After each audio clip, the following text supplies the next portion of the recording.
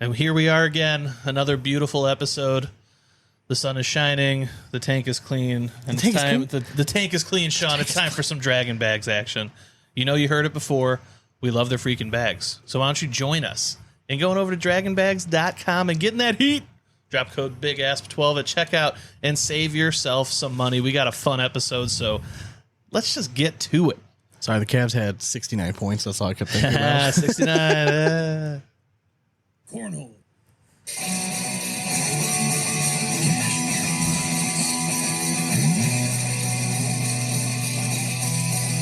Big ass cornhole.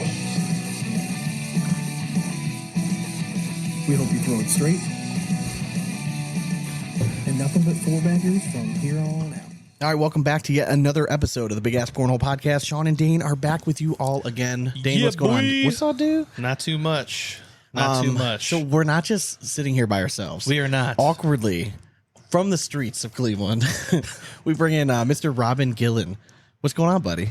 Hey, guys. Thanks for having me. Ironically, he's our cousin. He is. And he's like the best mixologist in all of Cleveland. So he's going to hang out with us for this episode, and he's going to chime in every once in a while. So if you hear just a sexy third voice, That's me. it's not Dane and I just harmonizing. It's actually Robyn. Yeah. I can harmonize also.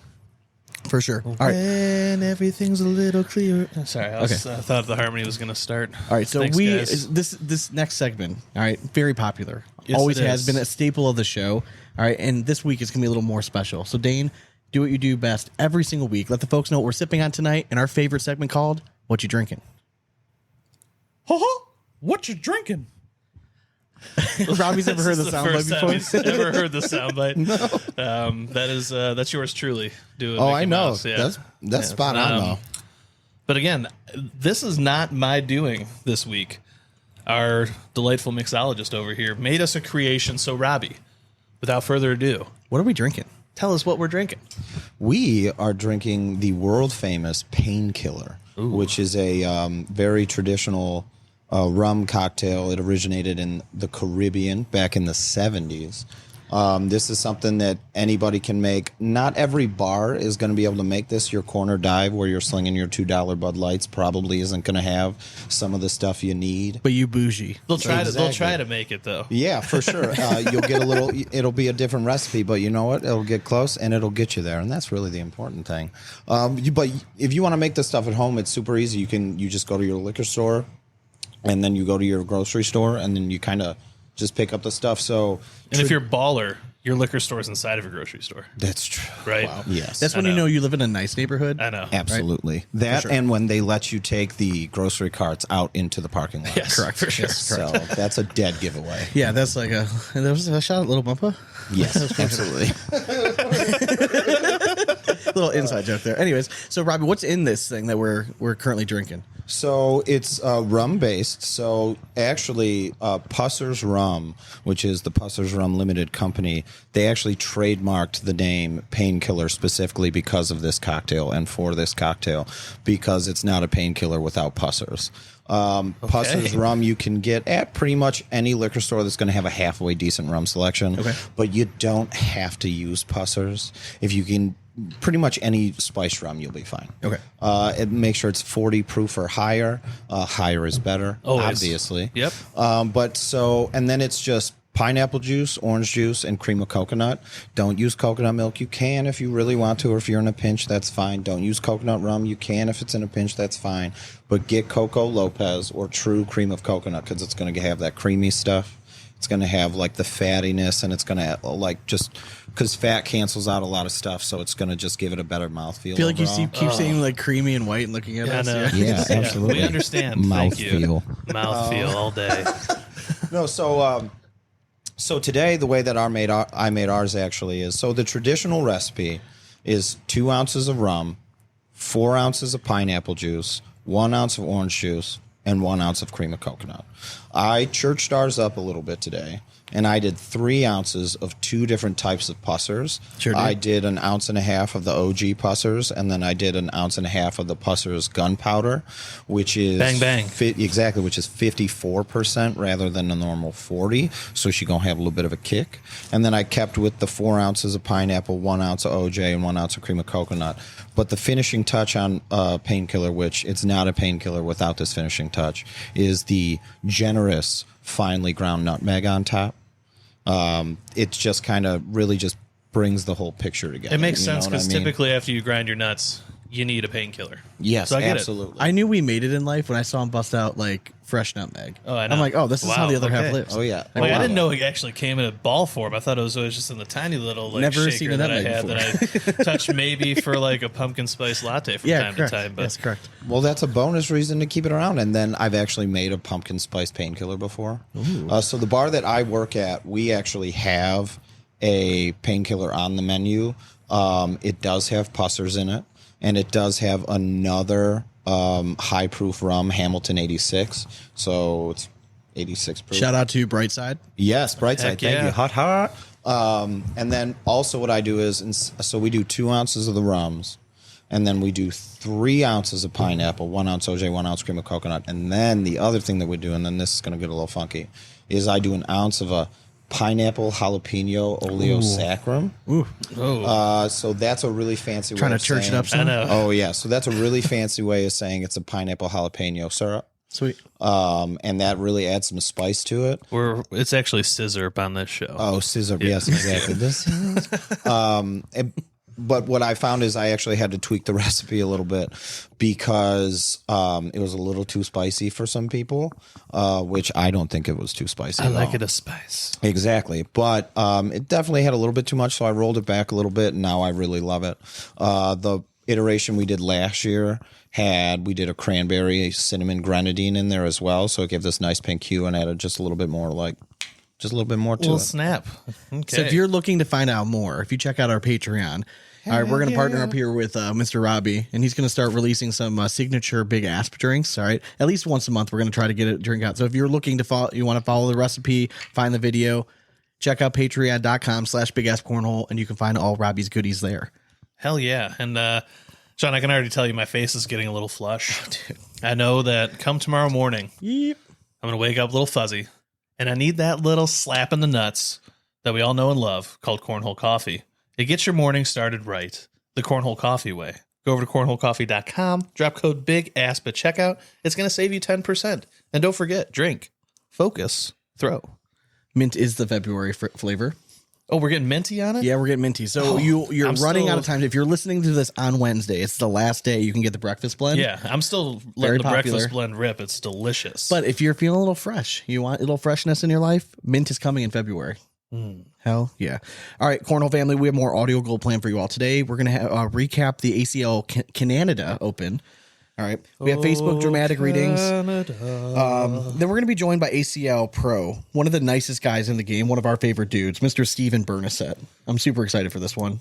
I wonder what shoes he's going to wear for the occasion. I know. Like, I'm pretty excited. Like, Is he a loafers guy? no, he's a Jordans, he like, very balls nice. out with Yeah, the very nice shoes. collection. Yeah. Oh, Yeah. He's Give him a little he's a shoe head. homage, you know, in the picture you see I that? know, I saw that. So, Finger but flick. before we jump into it, all that, we're going to bring you what's going on in our Cornhole lives in a segment we call In and Around the Hole. Are you too good for your home? Answer me! Brought to you by Blackjack Cornhole. We've been telling you for years, stop throwing ugly bags. Stop it. Because you throw ugly bags, you're going to feel sad, real sad. But if you throw something sexy, you're going to feel amazing and you're going to play amazing. So go to blackjackcornhole.com. You get free shipping, amazing customer service, maybe a hug from Troy, even though Troy doesn't message me anymore. So Troy, this is a wellness check. Troy Hauser, if you're still there, Yeah, just checking on you. I Yeah, love we you, know man. Tennessee wasn't as good as anticipated, man. but it's all It's right, okay. man. It's all right. And he sucks at fantasy football, but it's okay, man. Again, it's all right. Okay, you can go to Dane's League next year. All right, it's okay. So just help Troy out. All right, he needs to pick me up. Go to blackjackcornhole.com, use code BIGASP, and you're going to save yourself 10%. Boop. You ever feel like a black sheep in the world. Robbie, do you ever feel like a black sheep in the world? I feel like just look, you're definitely kind of a black sheep, just knowing you. For sure. That's a common thing among people in the service industry. Where What What if I could tell you that there is a bag company that just embraces the Island of Misfit toys called Black Sheep Baggers? Would that be something that would interest you? That would be. It should. All right, because they make great bags. That You they go do. to blacksheepbaggers.com, use code Big Asp, you're going to save some money. All right, they've thrown by several of the good pros. They've come out with some sweet designs recently. We love the Costello X. If you're somebody that's looking for a slightly smaller, slightly fuller template of a bag, Costello X is a great like hybrid carpet alternative. You got the OG2, you got a whole lineup, and their new ones that we just were reviewing when we were in Hamilton, Ohio, are bangers. So go to blacksheepbaggers.com, use code Big Asp, and you're going to save yourself some money. Heck yeah. All right, so we're through all the fluff in the beginning. What's going on, Yeah. folks? So what's new? Robbie, what's new with you, man? So you got a whole bunch of shit going on, man. Like you just moved, right? I did. I just moved. I'm back to the west side. West Side. Dude, can I just Welcome say, back. you are a Welcome West Sider. back. I Do know. need I remind you, your blood is on the West Side. If you are not from Cleveland, some places go north and south. Cleveland is very much east and west. If you were a West Sider, you don't cross the bridge and go east. You just don't, because everything good in life is on the West Side. And then you cross the bridge and go east. You just never come west because, again, you have everything you need over there. Robbie left us. He abandoned us, and he went to the east side for many years. But now he's back. I'm back, baby. He's back, baby. No, yeah, I just moved. Getting settled in, and then getting used to the neighbor. Well, I should say reacclimated to the neighborhood. Right. And then honestly, man, just kind of You're like down the street from like 10 minutes away from Dane and I now. yeah. pretty sweet. It's actually it's 8 minutes. Yeah. He texted me. I was He gonna say, 'cause texted it me takes at 12 minutes to get mom and dad, so I figured, that makes sense. Yeah, he texted me on his way over. It was like, he's like, I'll be over at 8. He texted me at 7:40. He's like, all right, on my way. And immediately after that, he's like, I'm going to be early. Yeah, just like I said, getting a little react, and it's nice because I'm less than 20 minutes from work now, which is cool, and I work Easy commute. You have 71 right there. You just hop right on. Yeah. just shoots right Bingo, out there, and then bango. before I know it, and Bingo. And other than that, I've just been digging away at work. To be honest, we've got If you're in the Cleveland area, though, like not just to hype it up, Brightside is one. Like you guys have killer food. Like I've never had anything bad there. I had the pizza last time, and I had to contain myself. Like I was getting pretty Dude, excited. you gave me the last slice. Dude, I know. You had to try it because it was that good. I Like know. I wanted to Sharing share it is with other caring. people. Yeah, man. Exactly. And then, I mean, obviously you always treat us right. Like I love going in there and you just know what I like. So I like getting that little surprise. Yeah, I just walk up and I say IPAs. I don't think I've ever actually ordered a drink. You just look me in the eye and like you know exactly. Correct. If it's before noon, Bloody Mary. After that, IPAs all day. So Dane, what's new with you, man? Well, I actually got out to throw. Oh, Yeah, I went out That's right, that's Thursday. right. Yeah, I hit okay. up Eric Anderson's Switch. nice. Not that many in attendance, but I snuck right in there. Like they were starting right at 6:30, and I walked in the door and just started throwing. Like literally, I was on the board as soon as I walked in. Okay.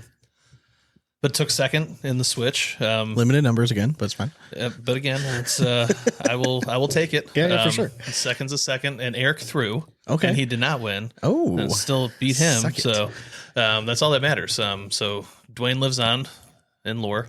And then we did a blind draw after that, and I had a young man who's been throwing for about like 6 months now, but he like started playing with his dad. Super nice guys. Got along with him great. Our first match, we were facing his dad's team. And he literally turned to me and he's like, I've never faced my dad in a match. I'm like, what are you talking about? And he's like, I don't think I'm going to do well. He was right. he was right. It was. I thought, is this the day he becomes a man? Yeah, dude, I wanted to. I kept telling him that. I'm like, this is your dad over here. It should be like your one goal in life is to beat his ass in Oh, sports. if I'm Like, going against my dad, like on purpose. I'm talking shit the whole time. Yeah, my dad, like, he just stopped facing me in sports besides golf. Like once I reached 6 feet tall, because he's like, whatever. You're just It's like, another maybe an eighth tall grade when girl. His father is an insane golfer, though. He's good He's good. I mean, he hasn't. for a little guy. Yeah, He's good. he hasn't beaten me in years. For a though. wee It's little all right. man. Don't ever forget it, Dad.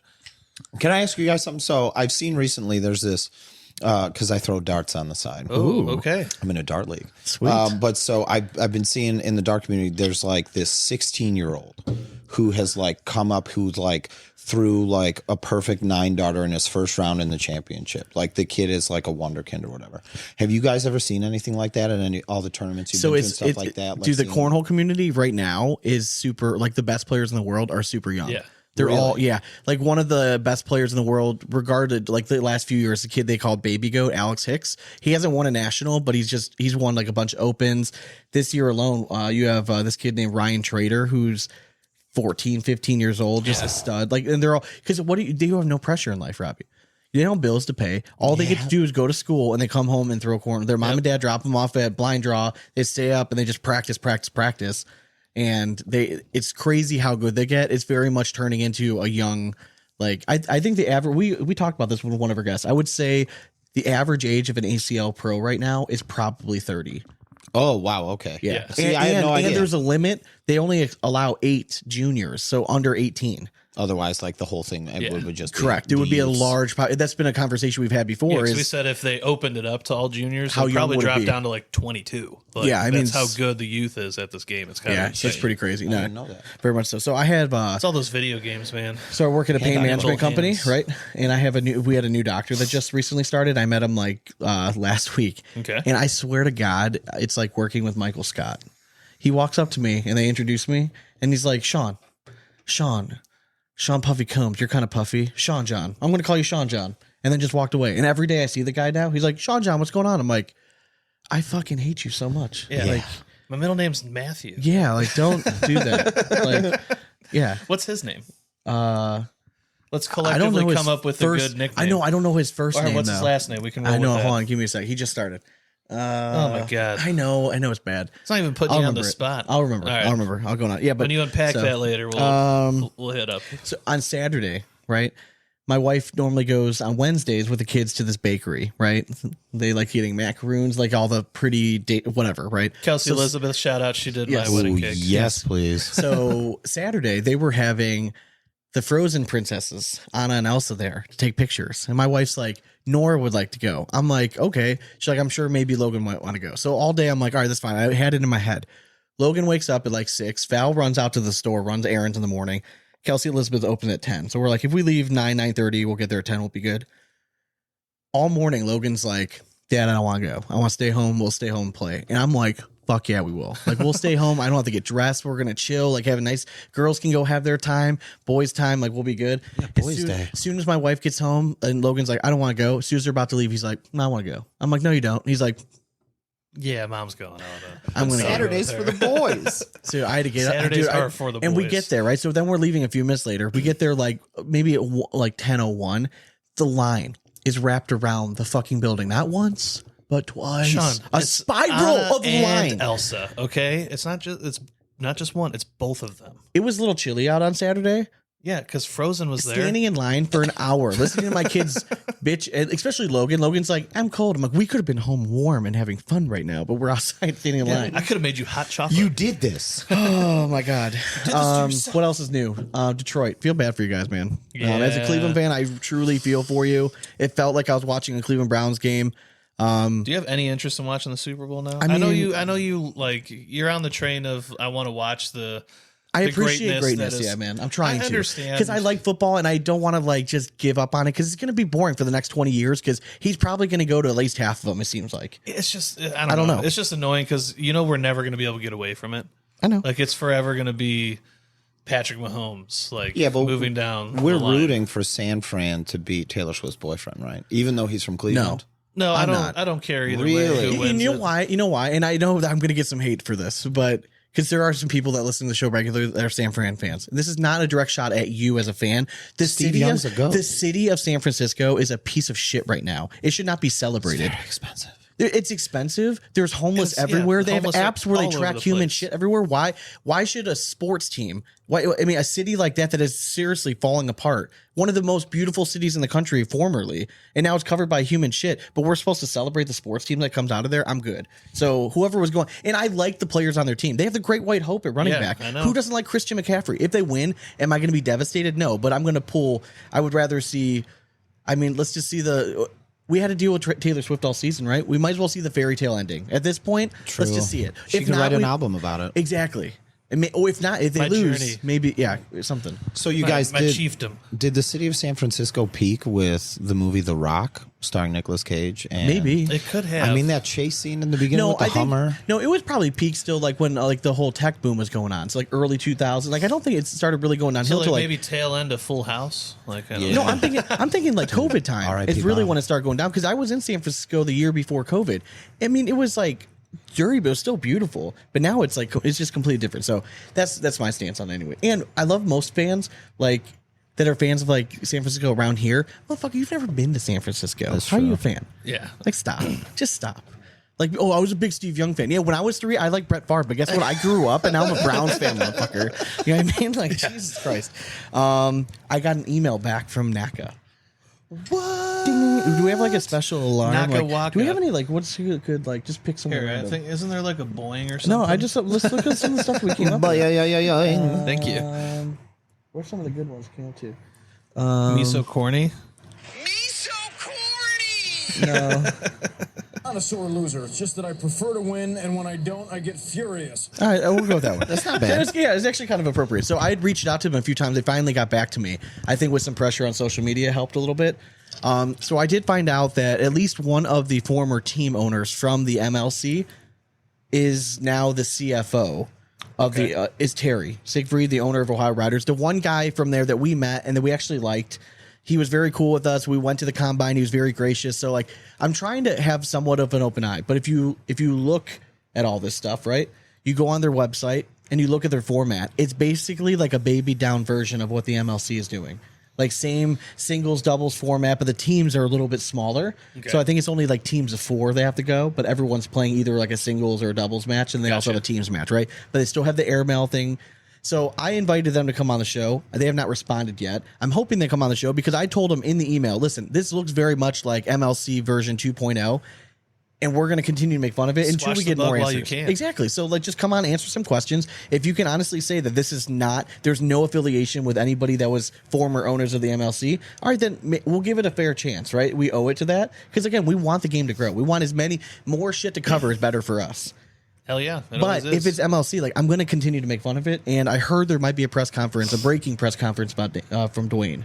Can you confirm this? there's going to have to be. Okay. Yeah. All I mean, obviously, if they're going to start up a new league, he Yeah. has to be the face of it. Yeah. I mean, no brainer. Just random stuff. Did you happen to catch the Jeremiah Ellis Matt Guy final in their regional? I did, and I saw the incredible shot that you had posted as well.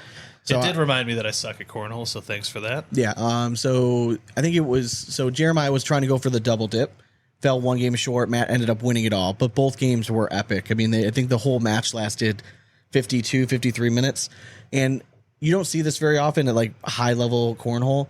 Ellis was up 19-12 and ended up losing in one round. He gave up a 9 spot to lose it. I mean, it does happen. Matt though. Guy will do that to you. Yeah, but he can pour him in. we've been saying all season again, Jeremiah Ellis is as good as advertised. Matt Guy look good. I mean, again, like I just don't know if his game is sustainable with all these young guns, if he can really put it together. But if he shoots an 11, It's hard to beat. it is really hard to beat. So I also saw Jamie Graham had some insane numbers. yeah, like too. 107 to 108 bags at one Yeah. point. And I mean, saw I think that was like he the whole won tournament singles, or and then him something. and Frank won doubles. Yeah. Correct in the Carolina, was it state championship? I think it was the state champs. Yeah. See, that's what's still weird about cornhole, like in ACL, because the state championships are all fucking all over the place. Like I know, when it's they like are. There's one in every state. Well, no, for us, no. I'm saying like for us though, like it's at the end of the season. Yeah, yeah, You know what I mean, no, I it's- always thought the state championships were always at the end of the season, not like it's just randomly placed. Sometimes I think it's whenever they can get them in. That's fair. Oh, Hey. hey. Anyways, all right. Is it time to talk about the Canada Open? It is. It Okay. is. Okay, man. Okay, All right, so let's get there. The Canada Open is always an interesting one because it's interesting to see how many ACL pros are going to travel, right? There are ACL international pros, Robbie, that there are, I don't know the exact amount. If I had to guess, 6 to 8 from Canada, male and female, that are also like full-time like ACL pros. So they did this open event up there. It looked like it was reasonably well attended by the pro. yeah. I mean, there's some names there. I mean, it's definitely Not as not stacked as as what loaded. we correct. usually see, It's, but- it's definitely not, but there were some familiar names up there, and as expected, you would expect to see them kind of standing at the end. Yes. And for the most part, the podiums were pretty crowded with the popular names. So if we start with the open doubles, you had Jordan Power and Joe Niestadt get it done over Austin Schlobaum and Nico Morales. So All Team Titan Titan, final. yeah, just Titan Bags, just having a nice day. And so Titan actually swept the first 3 spots because Hissner and Birchfield took 3rd. All right. Love to see You it. have Ryan Smith and Elizabeth Tennyson 4th. I mean, in terms of looks, I mean, is there a better looking cornhole team in there Hell that no. weekend? I mean, that's yeah. my Look at the butt goodness. on that. Like, I mean, just you have Patuski and Verona taking 5th.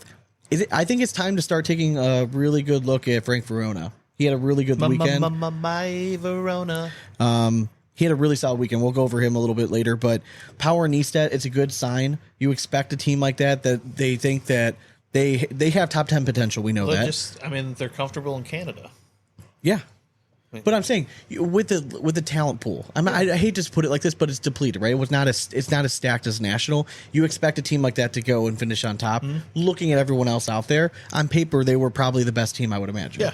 No, So for you sure. expect to see them finish up. It was nice to see them there. Schlobam and Nico Morales, they're both been throwing quietly very well in the Open Series, especially Nico Morales. Every year he's been a pro. Every year he's just getting a little bit better. I mean, he's one of those guys that's going to sneak into the top 20 in singles, and no one's going to fucking know about it.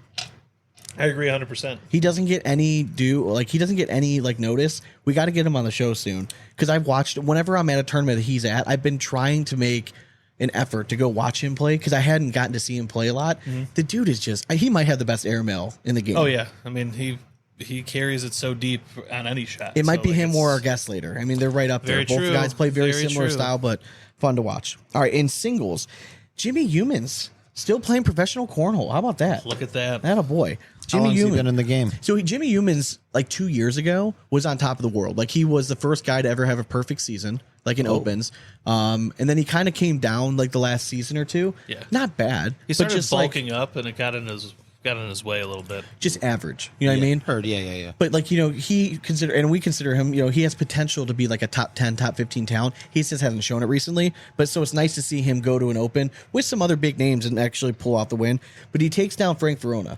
Now, the only reason I was bringing him up, obviously Verona loses in the final. He wins his bracket, which we always say, you can't win the national unless you win your bracket first, right? You got to get to the finals.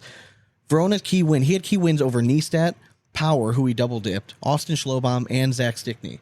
That's right, about those are like a names. national bracket run. You know what I mean? for Those sure. are all pro names. You're all guys you would potentially have to beat a national. So for him, I thought in singles, although he didn't win the finals, I thought he had the most impressive weekend as a whole. Not agree. taking Yeah, no, anything away that's- from Humans, but if you go back and look at Humans' path, Humans definitely had the easier path in terms of lacking name power or star power. I mean, beating just Power and Niestedt in general, like those two names in that field is that's the ones. Yep. Those are the ones that would trip you up. Second in the bracket, we had Trey Birchfield. Nice to see him throwing well again. Had a solid weekend. Second in singles in his bracket. Third overall in doubles with Adam. Still can't get used to not saying Hissner Henderson. So I'm trying to be like, do I go Birchfield Hissner? But that doesn't sound right. It's got to be Hissner Birchfield, I think. His field. All right. Fair enough. Behind him. Jordan Power, again, just he likes Canada. He does well. He's second in his bracket again. He got double dipped by Mr. Verona. Evan Vanos, third. He's a rookie this season. He was third in his bracket. I think he's out of Michigan. He had big wins over like guys like Ryan Smith. He beat Trey Birchfield in the winner's bracket. Kimberly Glass. Then you also had Joe Kay, who was also third in his bracket. So pretty solid.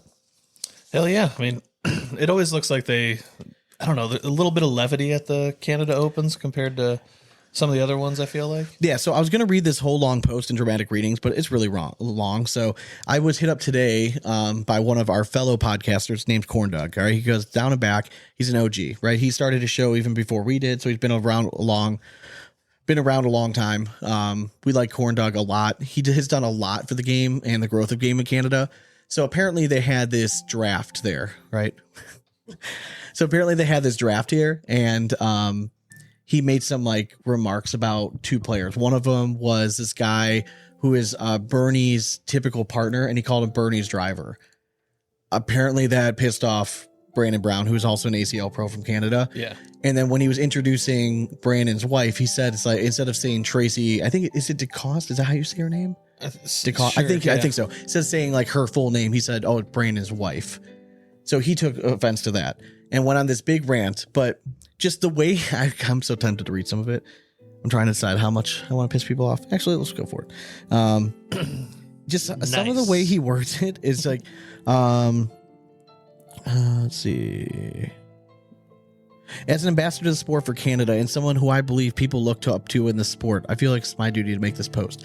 It's this whole thing to me is like a nut fluffer. Like, hey, everyone come to my post and tell me how great I am and like take my side. Yeah, for sure. So like, I don't like that. Like, don't call somebody out and then at the same time, like say how great you are. Cause like the whole time, like guess what he's doing? He's like, hey, look how bad Doug is, but like, I'm fucking sweet. Like I used to do stuff wrong, but now I'm awesome. Doug sucks. Like, it's just, I don't know. It's like a cry for help.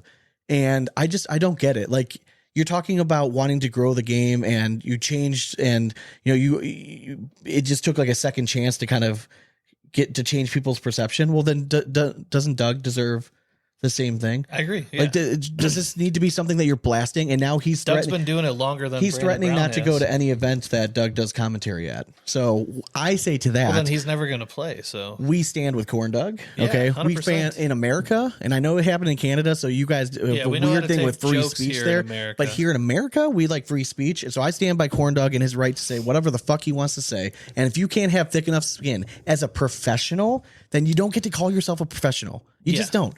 Don't read the comments, folks. I don't know how don't make the fucking post. You can do that if you're not a pro, but if you're trying to say like I'm an upstanding citizen, people look up to me. What does that say for people that are looking up to me that you're going and crying on Facebook because somebody was mean to your wife? It wasn't even mean. It called him your wife. Like, are we fucking kidding me right now? I don't know dare what's you. going on up there. how but dare you, Sean? Free speech all the way. So Corn Dog, we got you. We got your back, man. I know that it didn't seem like anyone else come to your aid. So I don't like that. If you're gonna bully somebody, come pick on us. We got a following that match you. Yeah, and I got you. honestly, Come say, come comment on my commentary. Well, I mean, we can do this all day, but don't come after us. He does a lot of work for little to no appreciation that I don't think a lot of guys like him get enough credit. I agree 100%. I mean, He's not getting fucking rich off this, folks. He's putting Dog's content been out there doing every this shit longer motherfucking than week, we and you have. guys want to come out here and talk shit about something he said for 2 minutes on a show? Fuck you. Fuck you. And Robbie, you know what? what was in that drink? Here's the thing. Sean's all fired up. No, because it pisses me off because, like, again, You're it welcome. comes back to, like, we don't get enough, and not even us, like, just in general, the content community here. People just are so fast to, like, criticize everything we say, but then, like, but they want more content. Yeah, but hey, guess- Corn Dog is doing a service for the cornhole game in Canada. Sean, guess how cornhole grew so fast? It's called content. Yeah. people, and like the pros don't put it out there. So, besides Brandon the Brown, select here's few. my Brandon Brown, request when's to the you. last time that you had content? Here's out my there? request Come to on, you. man. If you have something to say and you really think this is an issue, come on our show. Let's discuss it. Let's hash it out. I'll invite Corn Dog. We can all hash it out together because I don't see where he was wrong. He's allowed to say things like that. And if he's trying to make levity of it, then understand it's a joke. And if you can't understand a joke, then you're probably not going to be good on the show. Yeah. All right. no, Simple as that. Okay. That would actually kind of be scary. Anyways, so let's move on to the true dramatic readings, if that wasn't dramatic enough. Okay. Let me find. Hold on one second. It's all right. I got the soundbite. All right. You want to start with this? Bean All right. bags start have with brought men to their knees. Social media serves as sanctuary for keyboard warriors. Time for the dramatic readings. This dramatic reading is brought to you by Big D Bags. You heard it here, right, Robbie? It's called Big D. All right. Hell yeah. So get your hands on some Big D's because it feels so good if you're a Big Asp fan. A lot of girth. So with that Big D, yeah, Sean's giving the squeeze motion. Yeah, you could squeeze them. You could slap them around a little bit. Let's show them who's boss. So yeah, go grab some Big D's over at bigdbags.com. I really like that the big D's can just fill up my whole hand and have a little weight. We to like it. to say if you're a fan of Big Asp, you might as well play with Big D. That's Might true. as well, yeah. Honestly. Or, don't be a Big D bag. Throw them. Do you need me to open that again? All right. All right. So now dramatic reading.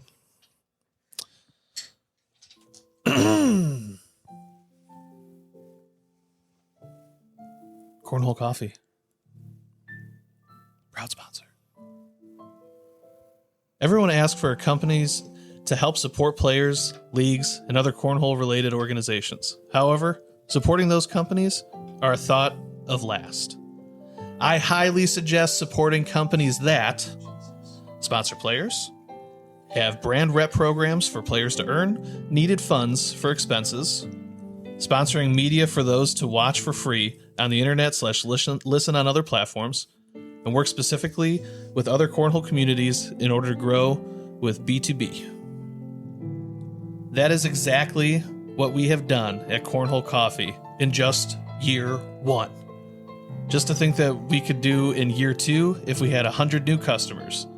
Not asking for orders, just asking for support.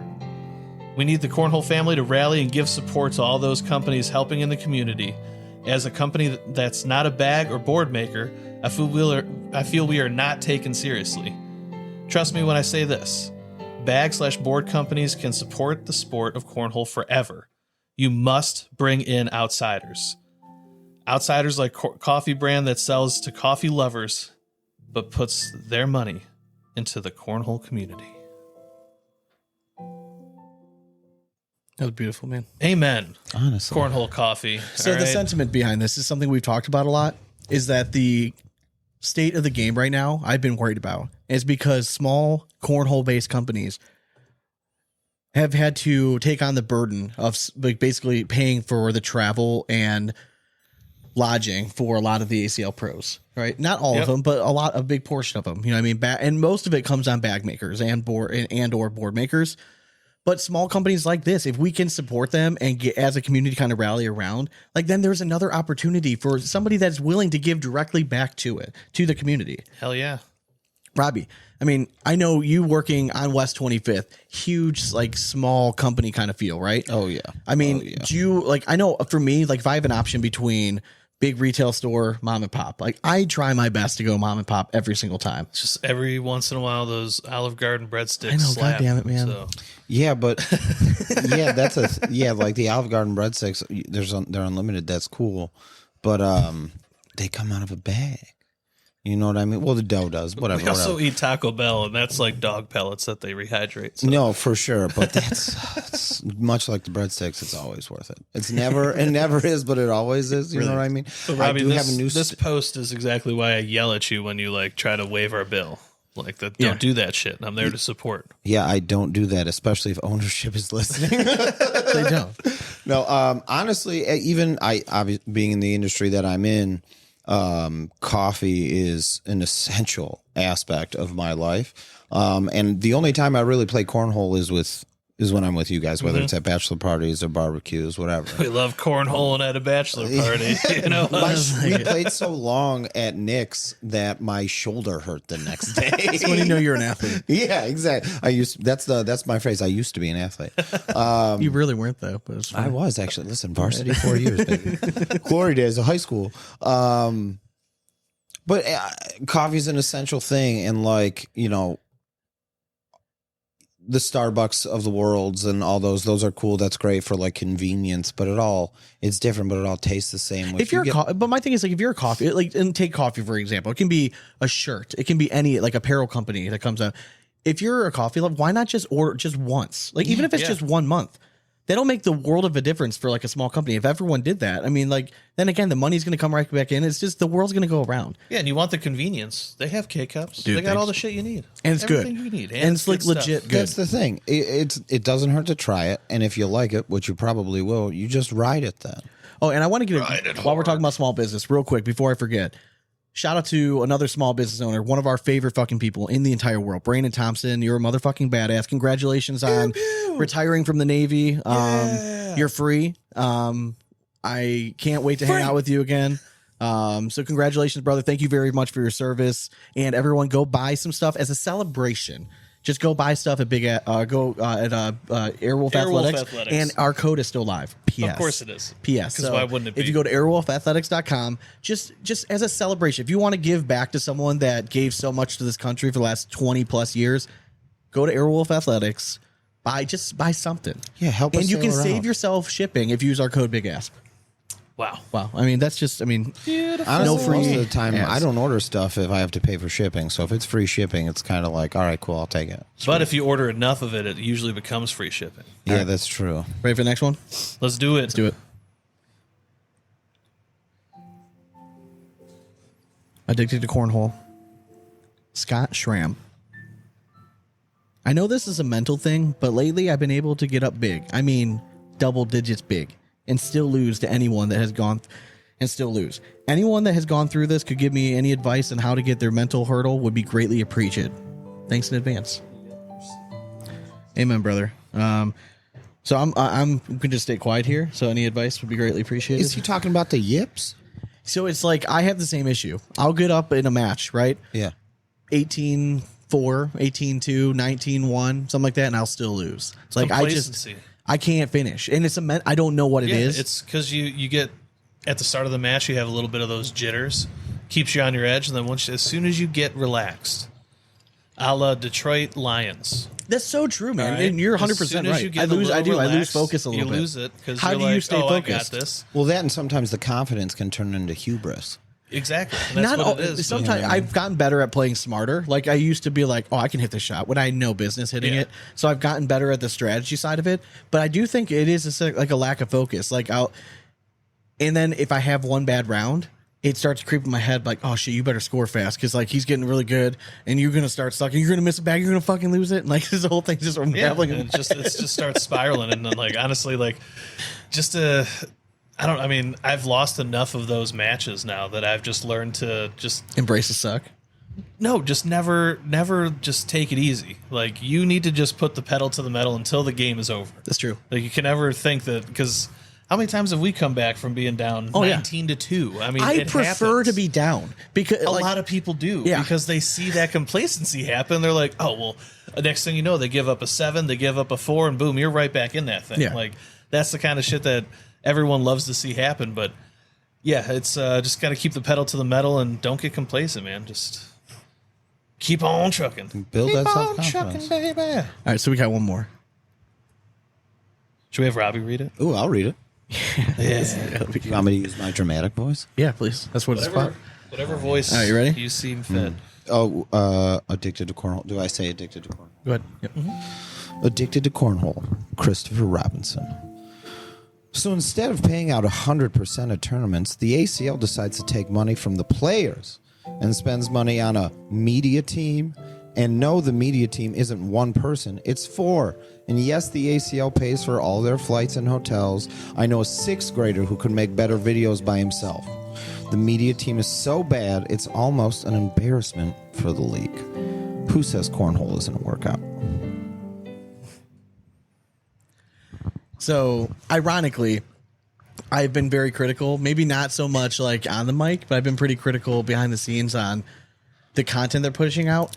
Yeah. Because it's not meant, I don't think it hits the like 90% of the demographic that it's aiming towards. I think it's very much geared towards, at least it was last year, just the general public trying to be like, hey, what's cornhole? And like just trying to pull them in. Yeah. So they're trying to do all the trendy stuff. The problem is it's super cringy. You need tiers of it. You can still do the cringy stuff and hope that some takes off, but then you got to have cringy can be funny. Stuff. Cringy can be funny, but when you're trying to be funny, then it comes off as cringy. Yeah, you know what I mean? Like you almost have to go like, if you know it's gonna be bad, then just really play into it, and it'll almost work better. Yeah, nobody's a professional actor. No, just get in there and have fun with it. And if you're trying, like you said, if you're trying to be funny, it never comes off funny. And again, I appreciate and I applaud. Like I know how much time it takes, but then sometimes like I see the content they come out with, I'm like, you were there all weekend. Yep. And that's all you got.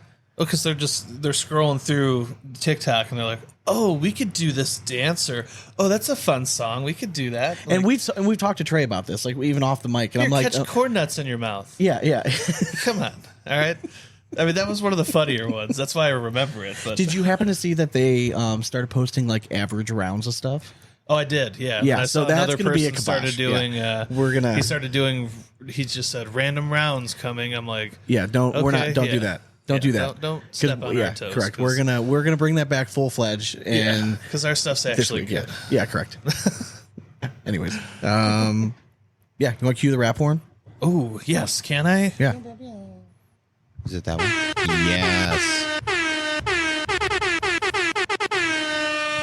Little extra, little flair. Reach us at Instagram, Twitter, and YouTube at Big Asp Cornhole. And Facebook at Big Asp Cornhole Podcast. Thanks again to our sponsors. Why don't you head on over to Draggin Bags, drop code BIGASP12 at checkout and save yourself 12%, or cornholecoffee.com. We did the dramatic reading. Support the business. Drop code BIGASP at checkout to save yourself 10% on some beans. BlackjackCornhole.com for the sexiest bags around. Code Big Asp going to save you 10%. Don't forget about Black Sheep Baggers. Black Sheep Baggers, again, code Big Asp, going to save you some money. Don't forget about Big D Bags. All right, Beat them Big D's, baby. If you're a fan of Big Asp, you might as well throw Big D's. All right, so go to BigDBags.com. And don't forget, if you're in the market for a new shiny set of professional quality boards, go to Gnarly Bags. If you go to gnarlybags.com, use code Big Asp, you're going to save yourself some money, and you're going to have yourself a sweet ass set of boards to go with it. And again, if you want to use our logo, Now that you got a place, we got to get you a set of boards. just reach out. Yeah. Just reach out. No problem. We got you. Patreon, we alluded to it before. We're going to be adding a what you drinking kind of segment on Patreon. If you're asking yourself, well, Sean, what the hell is Patreon? Patreon is an opportunity for you to support what we're doing, and we give you bonus content in return. So for the price of a beer a month, you go to patreon.com/bigaspcornhole, and you can support what we're doing. And hey, if you're listening, I'm going to let the secret out. You can actually join for free. You're not going to get all the content, but you're going to get some of it, so you can kind of get a feeler. So if you want to just test it out, see if you like the content, if you feel left out when you see all the stuff that's blurred over, be like, I want to see that, just come join the family. Beer a month. Beer a month. Beer a month. That's it. That's it. And we got some bags on the docket. I think happy hour next week. Yeah, I think so. I think so. So I think we'll be letting it rip. Lords of Cornhole soon enough. I think we have the setup now, so Yep. we need to have that watch Yeah, party we do. happen We very, do. very soon. So We do. Make it happen. Stay tuned. We're going to be joined by ACL Pro, Mr. Steven Bernacet. He is one of my favorite dudes. He is genuinely one of the nicest guys. He's got a crazy good story. I'm excited to talk to him. Hell It's been yeah. a minute. Hell yeah. It's been like 2 years, I think, since it's been on, right? Because we had him on right after he won his first national. Yeah, I think it's been like 2 been a years. little Yeah, while. so great to see him. Caught up with him a little bit in Hamilton. So hope you guys enjoy the interview. He looks fantastic. He does. He does. He's a stud, man. Well, Robbie, thank you very much for joining us. I think are you going to stick around for the interview? Yeah, might as well. Well, yeah, you got nothing going on, man. You're a single man. No, Shit. stop. Shit. All right. So crazy. All right. Well, as always, we hope you throw it straight. That's nothing but 4 baggers from here on out. Cornhole it. Later. All right. Welcome back to the Big Asp Cornhole Podcast. We're now joined by ACL Pro, Mr. Steven Bernacet. What's going on, man? How you guys doing? man. Doing good. Dude, I hadn't seen you in person in a minute, and I was so happy I ran into you in Hamilton. Got to chop it up for a few minutes. I'm like, dude, we got to get you back on the show because I think Absolutely. we were trying to remember back. I think you were on the show the first time, like right after you won your national, right? Yeah, I think so. it was like that week following. All right, because that's Yeah. when we were cool and we still try to get like everyone Yeah. right after they won and stuff. So, Now I just have one question before we get started. oh please, What shoes are you Yes, sir. wearing? oh yeah, good question. I'm wearing slides, but here. Oh yeah, these yeah, are the show closest. off, flex. These are the Okay. closest. I just took these off. Just all red Adidas. They're sweet. Ultra Boost, nothing special. They are sweet though. Now, have you always been like kind of a Thank you. sneakerhead? Absolutely. It kind of started with like me playing baseball at an early age. I always wanted cleats that stood out. All right, who were your cleats? Who were your Oh, cleats? come on. Which ones you doing? I love the Griffey cleats, man. Bam! Oh, Let's yeah, go. yeah, yeah. For sure. Griffey's Yeah, cleats Dane was were always- All right. yeah. Dude, I Those remember are mine. I was in 6th grade when I finally landed my first pair of swingman cleats, and it had the Mariner blue on like inside of the webbing or something. Like it was fucking sweet. And I vaguely remember dude, those. I definitely threw the ball harder and hit the ball further than I ever did before. wearing If those. Griffey Griffey wouldn't have gotten hurt, I truly think that he had the potential to have the same effect on Greatest of all baseball time. as like Jordan had on basketball, Oh, where yeah. the swingman logo would have Yeah. just been forever. You know what I yeah, mean? for sure. Like I it would mean, have just been that iconic. absolutely. But because he got hurt, there was like a whole generation that like didn't realize how much of a fucking baller he was. And even when he would come in, like from being hurt, he would still murder it, which always blew me Yeah. away. you know Like, who he just kind of couldn't reminds stay me of a healthy. little bit? Is a little bit kind of is like Tiger Woods' story. Yeah, because for you remember sure. when he Just gonna came say that. because Just when he came without back the from his injury, he sad came back part of fucking it. yoked up, and I'm like, I thought they were testing for shit, but like my lord, this dude got huge because he was always slim and athletic and stuff, but then all of a sudden he got that grown man strength. You know what I mean? Like That's the thing, how though. Steven, He how was- old are you? As I timed that perfectly. I'm with Grace. 32. Okay, all right. So you're starting to understand that. You're starting to get your superpower. And that's grown man Is that strength. your age too? I'm also Grown man 32. strength. Let's go. Have you noticed it, like grown man Hell strength? yeah. Like I you go wanna to move start- something that like you're like, oh shit, like I haven't touched a weight in a while, and you go look at yourself in the mirror, you're like, damn, oh shit, I don't even need to work Lightweight. out anymore. Like, what's this? Like, just That's go. what I told Sean just Facts. I was up at the lake house this past weekend and a huge tree limb fell. Please tell the story exactly how you told me. So Yes. I will say the whole story. So very large tree limb fell, and I'm talking like considerable size. Most people would probably think to hook this thing up to a 4-wheeler and drag it out. Well, 4-wheeler was blocked in, and I'm just like, all right, I've carried the sailboat up myself. I'm just hooking this thing underneath some branches and just dragging it. So first off, I was able to pick it up with a fair amount of ease because old man strength is a thing. And I just start hoofing it. Now, Sean's been to this house. About 300 yards ish. Yeah, this was probably at the 100-yard mark. Yeah. All right. So I just start.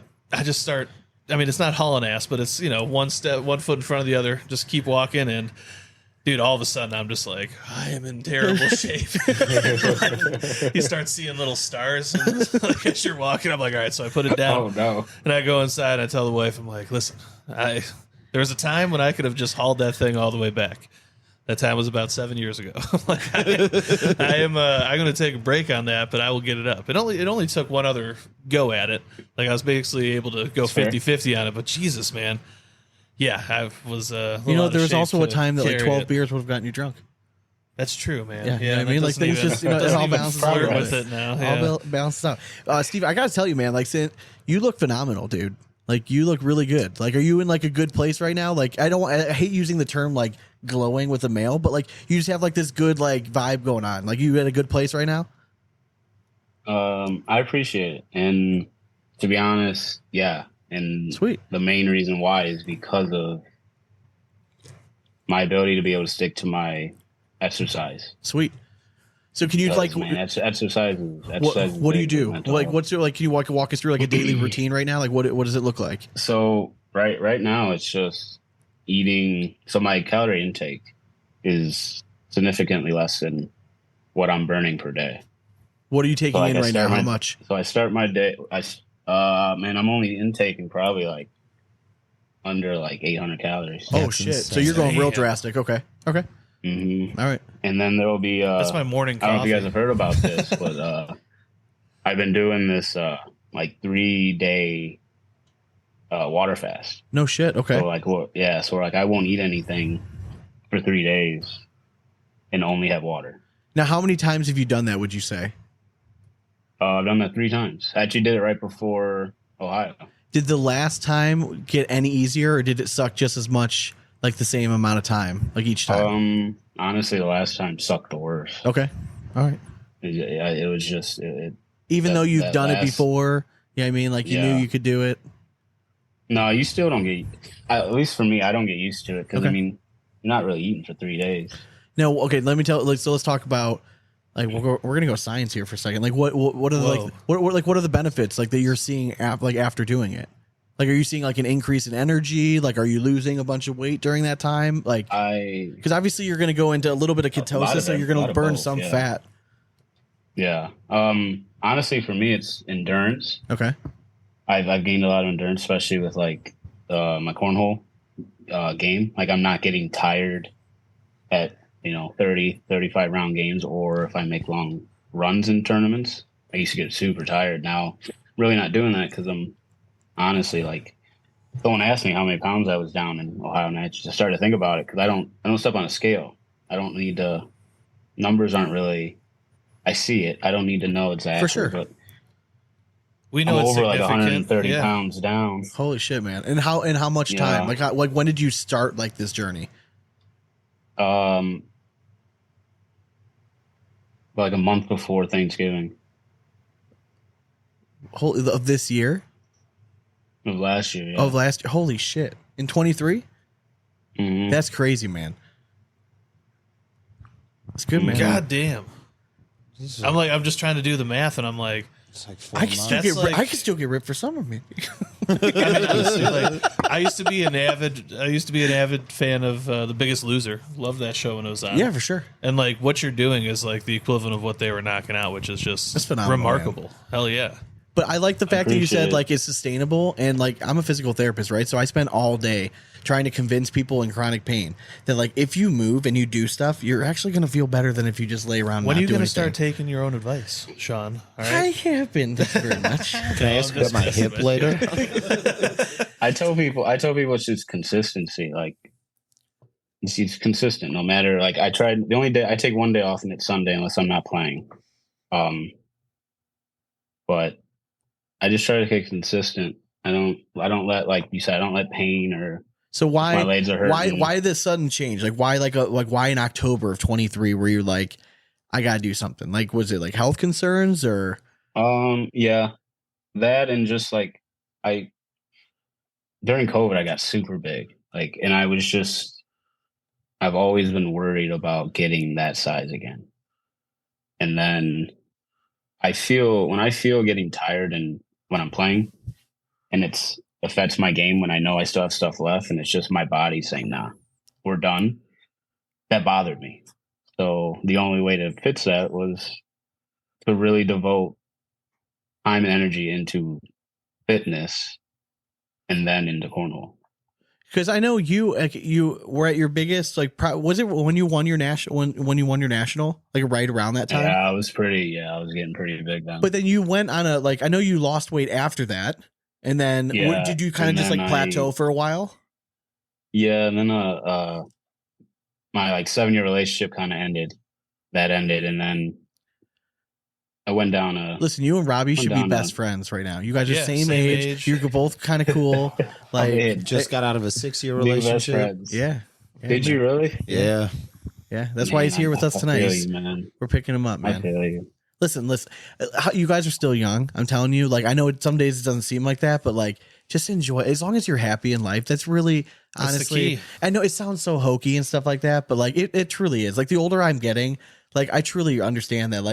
Like to me, like family's more important than like it ever has been. You know what I mean? Like I used to be bothered that like when you get older, like you lose a lot of the friendships you used to have, you know, like life moves on, right? People get busy. It used to bother me a lot, but now I'm like, listen, if you're in my life, you're supposed to be in my life. If you're not, then you're not. But like, I hope you're still doing well, but like, I'm not going to let it affect me anymore. And like, it's been such a like mentally, like it's been a big change. And like, COVID fucked me up, man, like a big time. Like I like if it wasn't for this podcast, like I don't know what I would have done. Like I really like it was. I think this is the only thing that kind of like kept me sane, and that's why I keep doing this because I'm like I feel like I owe something to the game because like, I felt like I really truly got something out of it at one point.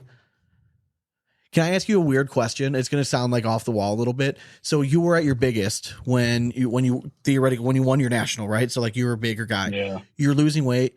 Did you find like as you were losing weight? Did you struggle at all with your throw? Like, did you find that like arm angle changed or like anything like that? Because like obviously when you were bigger, like obviously the angle is going to change. Like your arm can kind of go through. You were always a very athletic, bigger guy though. Like you know what I mean? Like you always had touch. You were a finesse guy even when you were a big dude. You know what I mean? So like that. I just don't. I know it's true. Right? Like we loved it. I loved you. I looked up to you. I was cheering so much when you won because like I throw better like that. Like I'm a better like if I don't throw an air mail nearly as well as you, but like I like faster bags, man, and I love the fact that you're not out there rolling and flopping and everything, and you were still finding success. I love that shit. So it's good stuff. I think the only thing that like changed is that my my ability. Honestly, it's gonna sound weird, but my ability to just like step straighter. Yeah. Because my legs it makes sense. That's what I'm saying. Some like angle had to change. My leg is smaller. Okay. So like they wouldn't rub. Like honestly, yeah, you're that's preaching about to the choir over here. Like, trust me, good man. I mean, if you like, say Cedar Point, I start chafing immediately. So, do you guys want to know a fun fact that I learned in restaurants? Please, of course. So, chafing is a thing, and swamp ass is a thing, and sometimes you don't always have powder at the ready. But do you know what a perfect fill-in is for? Don't use it all the time, but it's perfect in a pinch. Cornstarch. Oh, that's what baby powder is. Yeah. So I'll never forget. I walked down one day. We were getting our asses beat for like 6 hours straight, like kitchen and front of house. It was insane. We ended up doing like a $36,000 day. Ridiculous.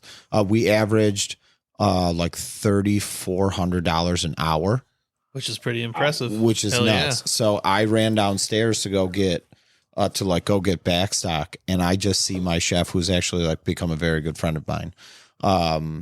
Was he throwing it? Was he throwing it up in the the crevices? He went wrist deep in the box, pulls it out, and just stares at me dead in the eyes, and just like sticks his hand down his ass and just like rubs it real quick, and then switches front and does a little DJ, and then pulls back up. I'm like, what are you doing? If you fall up the stairs, you see like little pancake batters dropping out. No, because what he did is he said, you have to check me. And he like did a little spin, and he's like, do you see anything anywhere? I said, no. I'm like, what are you doing? He's like, it helps with the chafing. And I look at him like, can I have some? And it changed my life, dude. You need to tell him that I lost a little respect for him when he didn't you got to drop trow. right in front of you and then do the You can't throw. do that in a prep kitchen. It's not sanitary. You're down the basement, bro. All right, we know shit happens in the basement kitchen. Let's be honest. All right. Prep kitchen. So obviously you have had some interesting years in doubles, right? So instantly, like you come on to the scene, your rookie year, you win a national, you find success right away in doubles, and then you Tom walks away a little bit, you find a new pro partner, and you had an interesting season with Trevor Brooks. So can you?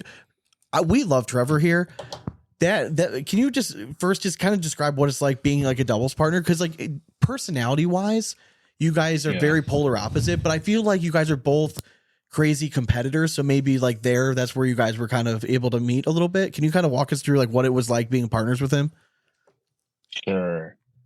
First, I just want to say I also love Trevor. So there's no bad blood there. Like I said, he's back in the league, so congrats to him. But man, I'll be honest, shooting with him it's different because you have to worry about the tournament, and I'll be honest, you have to worry about him too.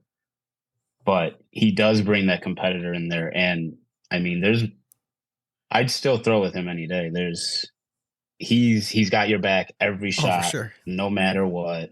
He's never gonna quit, and I mean, he makes you laugh. I'm gonna be honest. No, yeah, and he's got that stare when he looks at you and he's talking to you. Like you have all of him. You know what I mean? Yeah. Like he is listening to what you're saying, and he's just super intense. You know what I mean? But like a really solid dude. Anytime I've gotten to sit down and like actually talk with him, super good dude. We've not had him on the show, surprisingly. We have not, yeah. But I need to. I think it's because you every have to time we get go to him get him on. on, there's like something happens. One of my favorite stories, the first national we went to, I ran out to the car, I can't forget, like, maybe like a tripod or something, right? And I run out and I hear from him, he's like, "Don't you have that podcast?" And I look over, it's Trevor Brooks. And I'd given him a shirt earlier from Hard Drag Push, right? So he's like, "Come here." He's like, "Have a drink with me." And he says it in a way that's like, he wasn't asking a it's not question. asking you. He was kind of telling me. He So was like, telling you. and he It's like, poured "Yes, like Daddy." an entire solo cup of Jack. And he like just looked at me, and I like at that moment, I'm like, he's testing me right now. Yep. But like, I feel like I passed the test. I finished it. And I don't really. Then I sat down at a commentary table for like 8 hours. Don't really remember what I said. Killed like- it though, and that was on the ACL. Yeah, mics, like too, that so. was bananas. But I have to. You're on the show. I have to ask. There's that. We had a reel that went bananas. Like we're talking like close to 10 million views now, and it was the famous Trevor Brooks telling somebody's dad that he's going to smack him. Basically, can you from your perspective on the other end, what was going through your mind when all that shit was going down? I mean, I think enough time has been gone. So Yeah. No, it's good. When I realized what was happening, like I could see the commotion, I really was like, what is going on? And then I started talking to the other team, the guy I was throwing against. Justin And I was Carpenter, like, correct? Justin, Yeah. right. Yeah, Justin. And I was like, do you know what's going on? And he was like, yeah, I think Trevor's getting into it with somebody. And I was like, okay. I mean, that's believable. So I put my AirPod What back do you in mean? and I just tried to focus up. But you called a timeout at one point just to try I to called a timeout to kinda level when I head- saw him. Yeah, when he pulled out his air, because he usually wears his wired headphones, right? Yeah. And he sometimes would have one in and one out. When he pulled the one in that was out, that's when I called the timeout. Because I also saw the look in his face and in his eyes, and it wasn't like he was not focused on cornhole anymore. So that's when I called the timeout. Because I mean, I'll be honest, I know what had happened down on his end, but like we're still in a match. Oh yeah, it was a Like, good I'm match sorry, too. but, It was a like, good match too. Yeah. It was a loser bracket match. Like we're not out of the tournament yet here. Like we need to win that match. So that's why I called the timeout. I was like, I tried to diffuse it, try to, get him to focus right back up. And as soon as we got to the other end, he literally turned right around and started talking again. I was like, all right. That, And I just tried to not miss, and we pulled it off somehow. It was And like he a didn't gift fight from him, which is the good, content too. gods. Oh, I know. It Oh my was God. definitely Just- a gift. I mean, the you could fact not- that somebody had it recording just I won't lie. When I finally saw the clip, which was a couple of days later, because I didn't want to see it, Yeah, I'll be honest. I think I even reached out to you for a comment and you ghosted me, but I understand now why. I laughed. I could not believe like what he was. I mean, yeah, it's content gold. Well, it really is. it brought He's such a good dude. to your attention what he was actually thinking about when he stepped up to you for that timeout. And it was slapping a 50-year-old man. Slapping a 50-year-old One thing man. at a time. You gonna learn today. You gonna learn today. So you follow that season up, right? And you're looking for some stability. You're going in, and then all of a sudden, like last year, you get fucking your partner changes again. Like after what it was after the first national, right? Yeah, I got DK. After Yeah. So how did you handle all that? Like, were you just like, hey, listen, like I'm just gonna throw just make the best of a situation? Like, were you happy to be thrown with DK? Like, what was that like? I mean, I was ecstatic to throw a DK1 because I've been watching him since he was a kid on YouTube. Yeah, playing, he's old as shit now. A different, Yeah. Like, so when I knew it was gonna be me and him, we just had a serious talk. We put it out there, like, look, we're both in shitty situations. The only way to make this better is we got to requalify together. Because I mean, they took away singles, so it was only doubles. So we were like, we got one less national. That's the one we got to throw away. So just go do our best, and we'll be all right.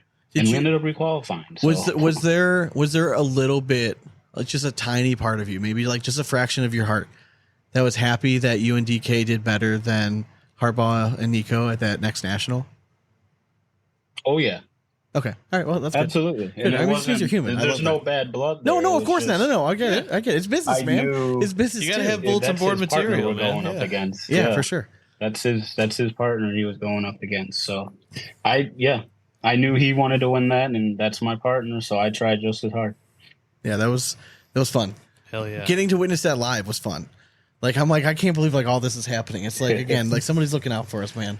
I just can't wait for the drama to unfold. I mean, the ACL nice season's how going the to be stuff so works quick out. this year that it could just be rapid fire. I mean, we would have content every week if we're lucky. I gotta say, I loved when I heard the pairing of you and Philip this year. I think it's very smart, man. Like, I think that stylistically it makes sense to everybody. Bag choice wise, it seems like it's going to make sense to everybody. You guys play a pretty similar game. I would say maybe you airmail just a hair more, but I mean, for the most part, you guys play a very similar game, throw a similar style bag. I mean, it's I think you guys are being very underlooked. I think.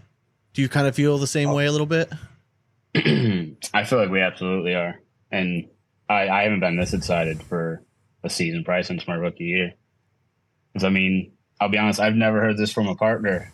At one of the opens, me and Phil, we were talking about bad. He's like, I'm just gonna throw slick side. I was like, yes. I love hearing that. Finally, we're good. I love hearing that from my partner. Somebody else is like 60 at heart. So what bag of choice are you guys throwing? So right now we're gonna be throwing the Devastator. Okay, That's what he's throwing in. That's what he's throwing in singles, and we both just throw the slick side. That's been one of their best bags for a long time. Oh, for sure. Yeah. It's a good one. Absolutely. For sure. Yeah, they've kind of perfected. It's weird too because like it's not a crazy fabric combo. It's like a tried and true. You know what I mean? But that just kind of goes with a testament of you keep doing it well. You know what I mean? bag. People are gonna just keep falling in love with it. And there's a reason that fabric combo became so popular in the long run at first, anyways. For sure. So I know there's a bunch of questions. Do you currently room with Blind Squirrel? I still live with the blind squirrel. Yeah. Okay. What is that like? It's awesome. I'll be honest. Okay. I mean, he's different. Yeah, of course. He does his own thing. Really. Okay. We don't, he just likes he keeps himself. We throw, we hang out, we game. Is Windsor back? Is Windsor back? Yeah. Okay. It seems like it. Yeah. I'm getting that very much that vibe. He keeps coming like winning his bracket or taking second in almost everything he's doing right now. And like, it's reminiscent of how he was like 3 seasons ago when he was finishing second in overall, you know what I mean? And not that he's had bad seasons last 2 years, just an average in his mind, you know what I mean? But this year it seems like he's back, like he's like, it's top 10 Windsor again. And it's fun to watch him throw. I mean, because he throws so unique and everything, but he seems to be pretty comfortable. I know Kill Shots is riding a lot on him and Creek Killer. So since you live there with the Blind Squirrel, does he do like calf raises like constantly, dude, or does he just leave that for the boards only? Like I feel like that's a workartout. He's like one of the few players that walks how he throws or throws like how he walks. He does walk on his Yeah, tiptoes you know what I a little mean? bit. Yeah, a little bit. Does he have dictionary calves? Because they got that definition. Oh, You guys can use that. Feel free. it's recorded, so we will. Thank you for the fire. no calf, no calf. No calf muscles. At least that that I know you of. see. All right. At Maybe least it's that like I when see. he's If you're doing showering, them in he's the just room, constantly that's doing fair. it. Because like I know it's a different movement. You don't see it very often from a lot of players, but he does it on every bag, and it's Every just single one? it's very consistent. Like if you watch the pop, it's like kind of like Tiger Woods is like rip with the hips, torque the knee. The Yeah. twirl. I love everyone commenting on the corn dog thing now.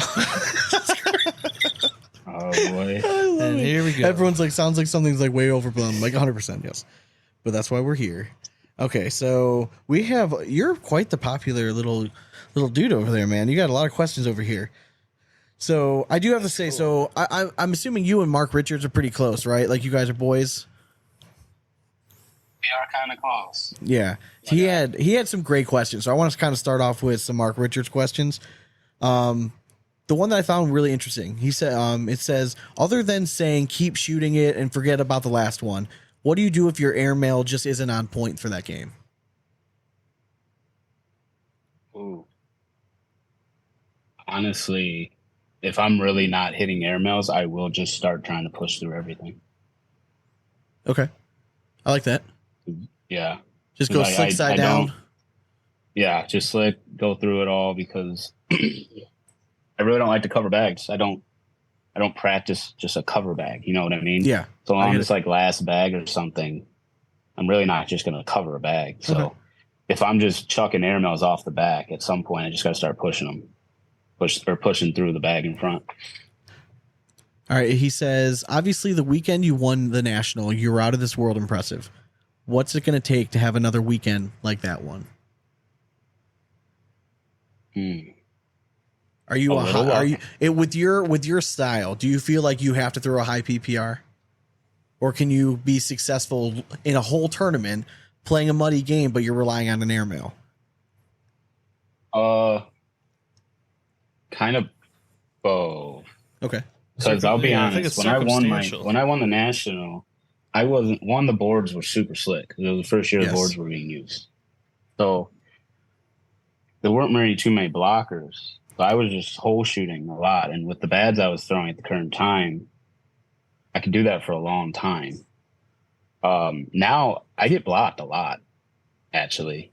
So like I'm chucking a lot of airmails. So my airmail has to be on, and my high PPR for I feel like for me to make deep runs.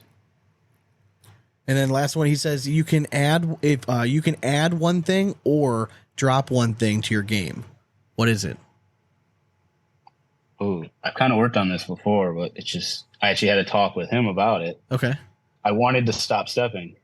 Really? I wanted, and I worked on it for a while because once I moved in with Ryan, I started really watching him and talking about it, and I got to something that was kind of comfortable.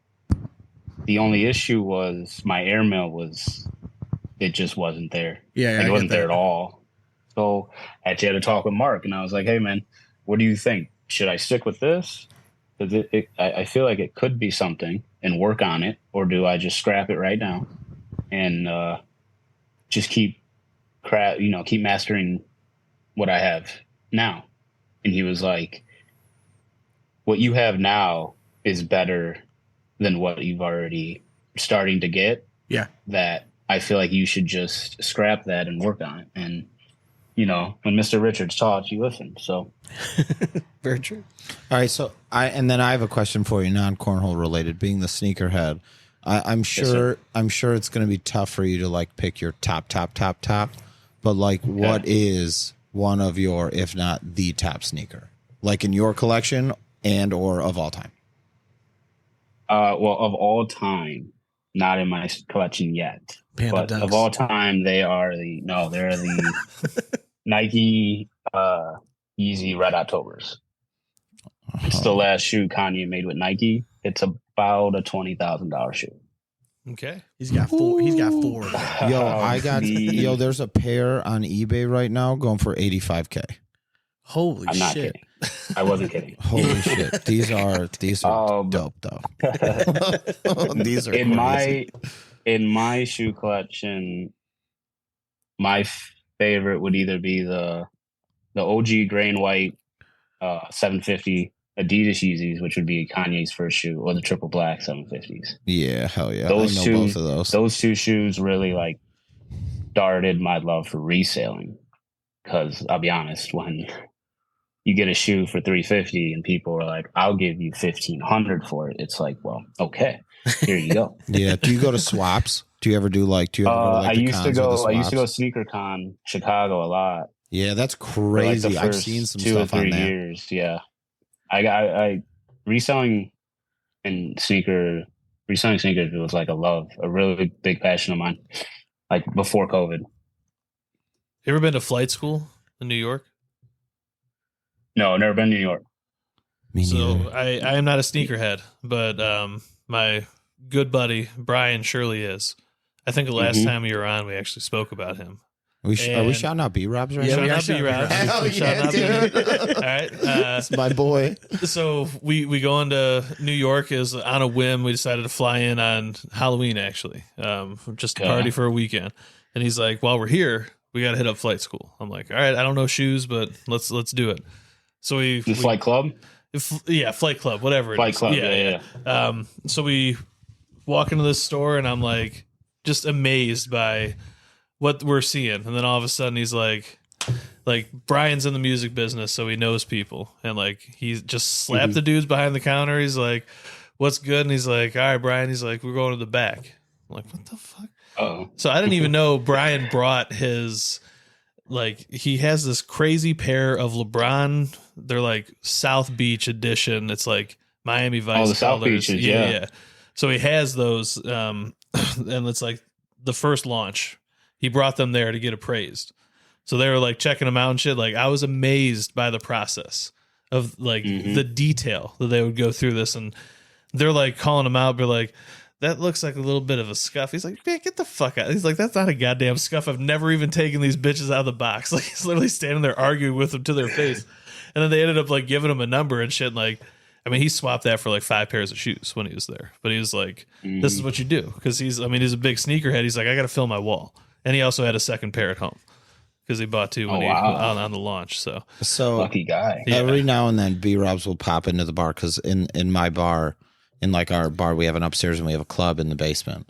And because B-Robs is in the music industry and just knows everybody. you have King Dom down there? Oh yeah, so like me Oh and my God. so me and Dom are boys. So to the point where every time Dom comes in, I'll be like, "Yo, is Brian coming?" And he'll be like, "No, man, not tonight." But every now and then, Brian does come. And That's what it is. And he I see drinks- him like once or twice a year. and It's he like a drinks unicorn. 2 things. He either drinks Henny and pineapple, Yep. It's okay. or just vodka Red Bulls, but never tequila. I offered him tequila once. He's like, "Robbie, I don't do." But then what happens is That's because his weekend at Mercyhurst. so he told me When he about visited that. me at college. But what'll happen is he stays late because Dom plays and he shows up and he just drinks for 3 to 4 hours. Yeah. And then he's there at the end of the night because we always like kick it with the DJ a little bit after. But he'll get a little boozed up, and like I've known Brian since I was born. Yes. Yeah. Literally. And he makes sure that everybody at the bar knows that. And he's just he'll get drunk and he'll be like, "Yo, I literally helped change this dude's diapers. Like, Robbie, do you remember this?" And he tells like the three same stories. The one story he always goes back to though is it was the night that Aunt Chrissy came and like caught us at the power hour. But you guys went out onto the back deck and you said I couldn't eat anything. And I just went and I just slammed all this food and ran back to the living room to act like nothing happened. And you all saw me, but he just tells that story every time, but he can never get it out because he starts crying, laughing. Yeah, I because love it to is a hilarious story. Oh yeah. That's definitely a Patreon story. I do gotta say, Burns. I remember being at like the first national, and when everyone else was wearing like Hey Dudes and slides and stuff, you were like the one dude that was always in a killer pair of sneakers. Like, you know what I mean? Like you were always like I remember like, and now it seems like it's kind of trending that way. Do you feel like it's going that way a little bit more? Where people are trying to wear different, like more flashy shoes. Yeah. Absolutely, it's going that way. Okay. For a while there, it was just like you That's and what I feel Cito, like, and at then least, It was. like It was Cito like you and always Cito, had yeah. like Converse Converse, made yes. like to match his jersey and shit for Yes. nationals and stuff. But Um, is it time for some? this is is it time? one You got sec. one more? So All this is kind of a thought-provoking one. All right. Okay. This is for all of us. right. Oh god. Oh boy. Who's it from? How old does one need to be for their death to be considered dying of old age? Oh man. So retirement 65. Yeah. You're old when you retired, so 65. You think? No, but you're dying of old age. You'd like if you heard that, like I'm like, shit, they're young. Yeah. So I would say how'd he 80. pass? I'm Oh, he thinking died in the of old age. 90s. Yeah. I'm thinking if you I was hear gonna somebody say 90, 90. 92, you're Depends like, on. I mean, he I'm lived a looking good at my life. life, and I'm like, dude, if I touch 80, man, like, Oh, dude, our genetics had are some fucked, Bravo. man. I had some fucking yeah, dude. favors Like, for sure. yeah. So. Well, that's the thing. Like I was actually thinking about this recently because we lost both the bumpers at like 80, 81. Correct. yeah. And I was thinking about it, and like my grandfather on my dad's side, he was like, I think like 82, 83. So I'm like doing the math. I'm like, I'm still got like I'm still on the front nine. Yeah, for sure. I'm like, this ain't too bad. I know. But no, like You start to look at Just things differently wait as till that you front turn nine years. Like you're 35. Yeah. because I don't. you're like consider- putting on the ninth. You know what I mean? Like Yeah, that's what I exactly. feel like I'm at right Yeah, now. I'm yeah. like, fuck. You turn 35 and you're like, but it's I'm a- halfway to 70? Oh Yeah. my God. Yeah, what but have I it's a- done with my life? It's a long back nine. You know what I mean? No, but I'll think about it, and it's like when I think about like our cranberries that passed away, like I don't consider them passing away at old age. No. You know what I mean? The old man's heart was bad. Yeah. And Lil Bump only had one leg. Well, I mean,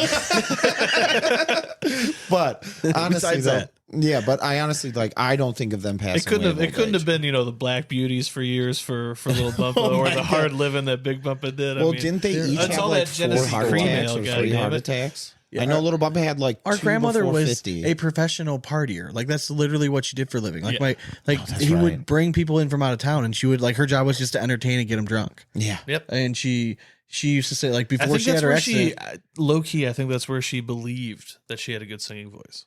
No, 'Cause everyone would be hammered. that- she'd but be that singing is because she was show high, tunes or she was something. high on Black speed Beauty, all yeah. the time. Oh, Yeah. well, there's Yeah. that, and that's how she got so good at Pinochle because she was Yeah. just like running Seeing these. the She was future. running the games, dude. I think In to the me future. anything over 90. I think if you get 90, hey, That's lady fair. who passed away. I Yeah, think because it's kind if of I see somebody, expected. they're like, "Oh man, how old's that dude?" It's like, "Oh, he's 90." You're like, "Oh, that dude's old as shit." Yeah, know, yeah. it's No, I just that's don't think but you it's could the say truth. you died of old age. Like, yeah, maybe your age was older at 80 because you lived life a little harder. That's true. Like, I mean, Because you can look 80 and be 90, or you can look 80, or you can be 80 and look 90. You know what I mean? yeah, or you can be 50 and look 85. Yeah, which, you know. if you go to London, they're everywhere. we had a bunch of listeners. I'm going to let these roll for a few more. All right. So Zachary wants to know who is your biggest inspiration in the game of cornhole? Biggest inspiration, man. I mean, it's hard not to say Dane Weber. Really? Okay. All right. I love Dayton, I like man. He's such a It's good really dude. hard to say. Oh not man, Dane he's Weber. such a cool dude. I mean, man. there's players I look up to, and like that. But if you're talking about someone who inspires me, Hell yeah, man. That's such a like, good answer. There's no way. It really yeah, is. I'm there's pissed no that I didn't way even think that- about that. That's why he's. I know. I know. That's why you're That's why he's a professional. pro, Man, yeah. God damn it, man. That's such a good answer. Well done. Let's see. Okay, Steve Schroeder, or is it Schroeder or Schrader? Schroeder. I think. I've What do you said say? Schrader before. So. Okay, maybe it is Schrader. That's okay. All right, so we'll go Okay. Schrader. If it's not, then I'm blaming you. All right. Do you prefer playing around home against players you know, or away from home against players you don't know? Now it's away from home. 100%. 'Cause I like completely agree. meeting and seeing the new talent. Yeah. This might have been my favorite question out of everyone, and he ironically was our guest last week, Mr. ACL Pro Zach Shibby. We're gonna call him Shibby forever because I'm never gonna get that right. You know, Um, it's not. Yeah, it's not Scheibner. It's not Shibner, right? It's Scheibner. It's Scheibner. I know yeah, he yeah. corrected me. Corrected us, I like but, in you my know, face, like It's as we were. Weiner, not Wiener. Yeah, it's basically. So I just told. That's why we literally named the episode last week. I'm gonna call you Shibby because Yeah, I'm like it's I'm never That's gonna. why remember. I stick with Shibby. Yeah, I'm too. forever Shibby. So Zach Shibby. Exactly. He wants to know if it isn't being remembered by titles. What's the one thing you want to be remembered for as an ACL professional? That's so beautifully written. It's like the well soccer done. game, right? His That wife is a had to really write good that for question. him, right? For sure. Yeah, for sure. That had a women's like. I mean, that was a sensitive side, man. That was nice. Be honest, is it the sneaker game?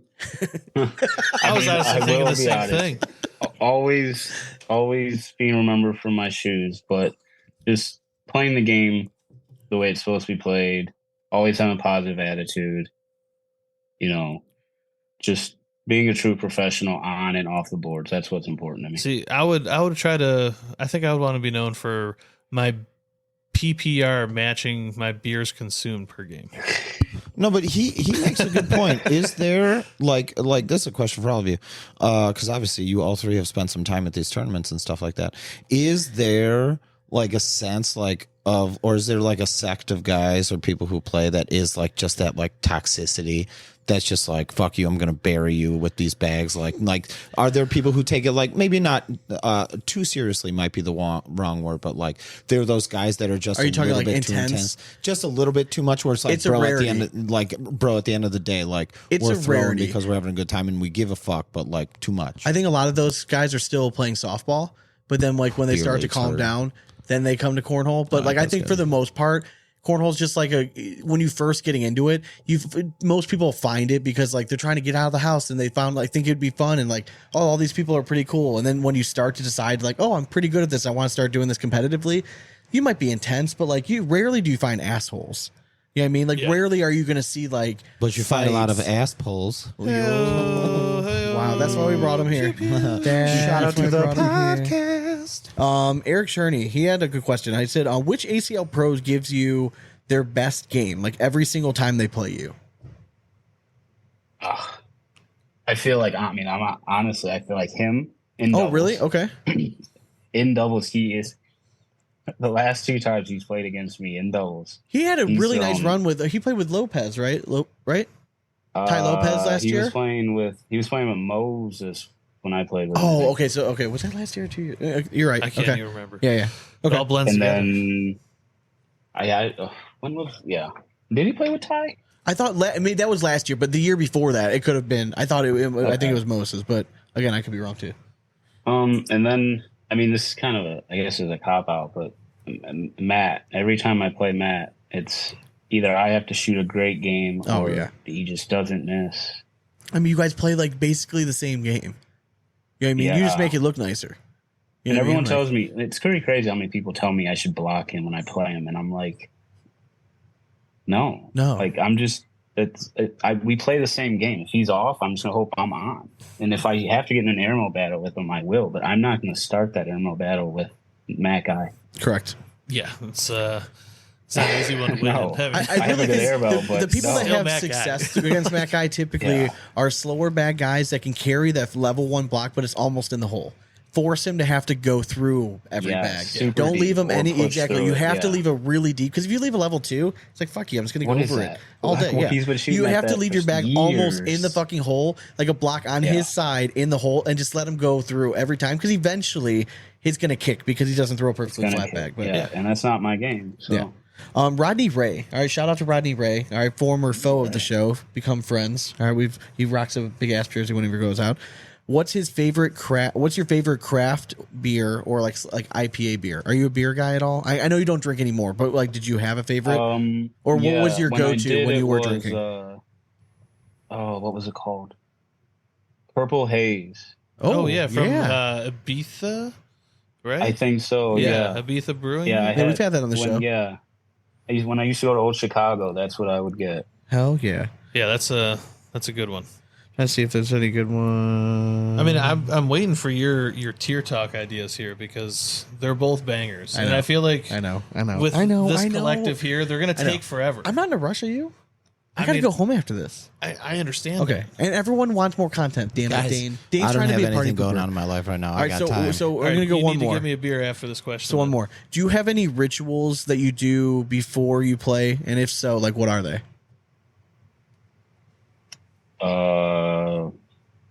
Not any like rituals, no. Honestly. So you don't before you show up to the venue, like brush your shoes off, like scrub them down, give them a massage. None of that. I mean, I do. To be honest, I usually clean my shoes after I wear them to begin with. Okay, I mean that's not weird. I mean, especially with the amount of money that people put on shoes. I mean, Yeah, but no, when I'm playing, not because that's how you create like, I don't know. That's how you just create ways to think that like, oh, if I didn't do this, this is why I shot bad, and I just don't put that stuff in my mind. I did have one Patreon question. If it he wanted to know who was the best blind draw partner you ever had at the Bag and Bash.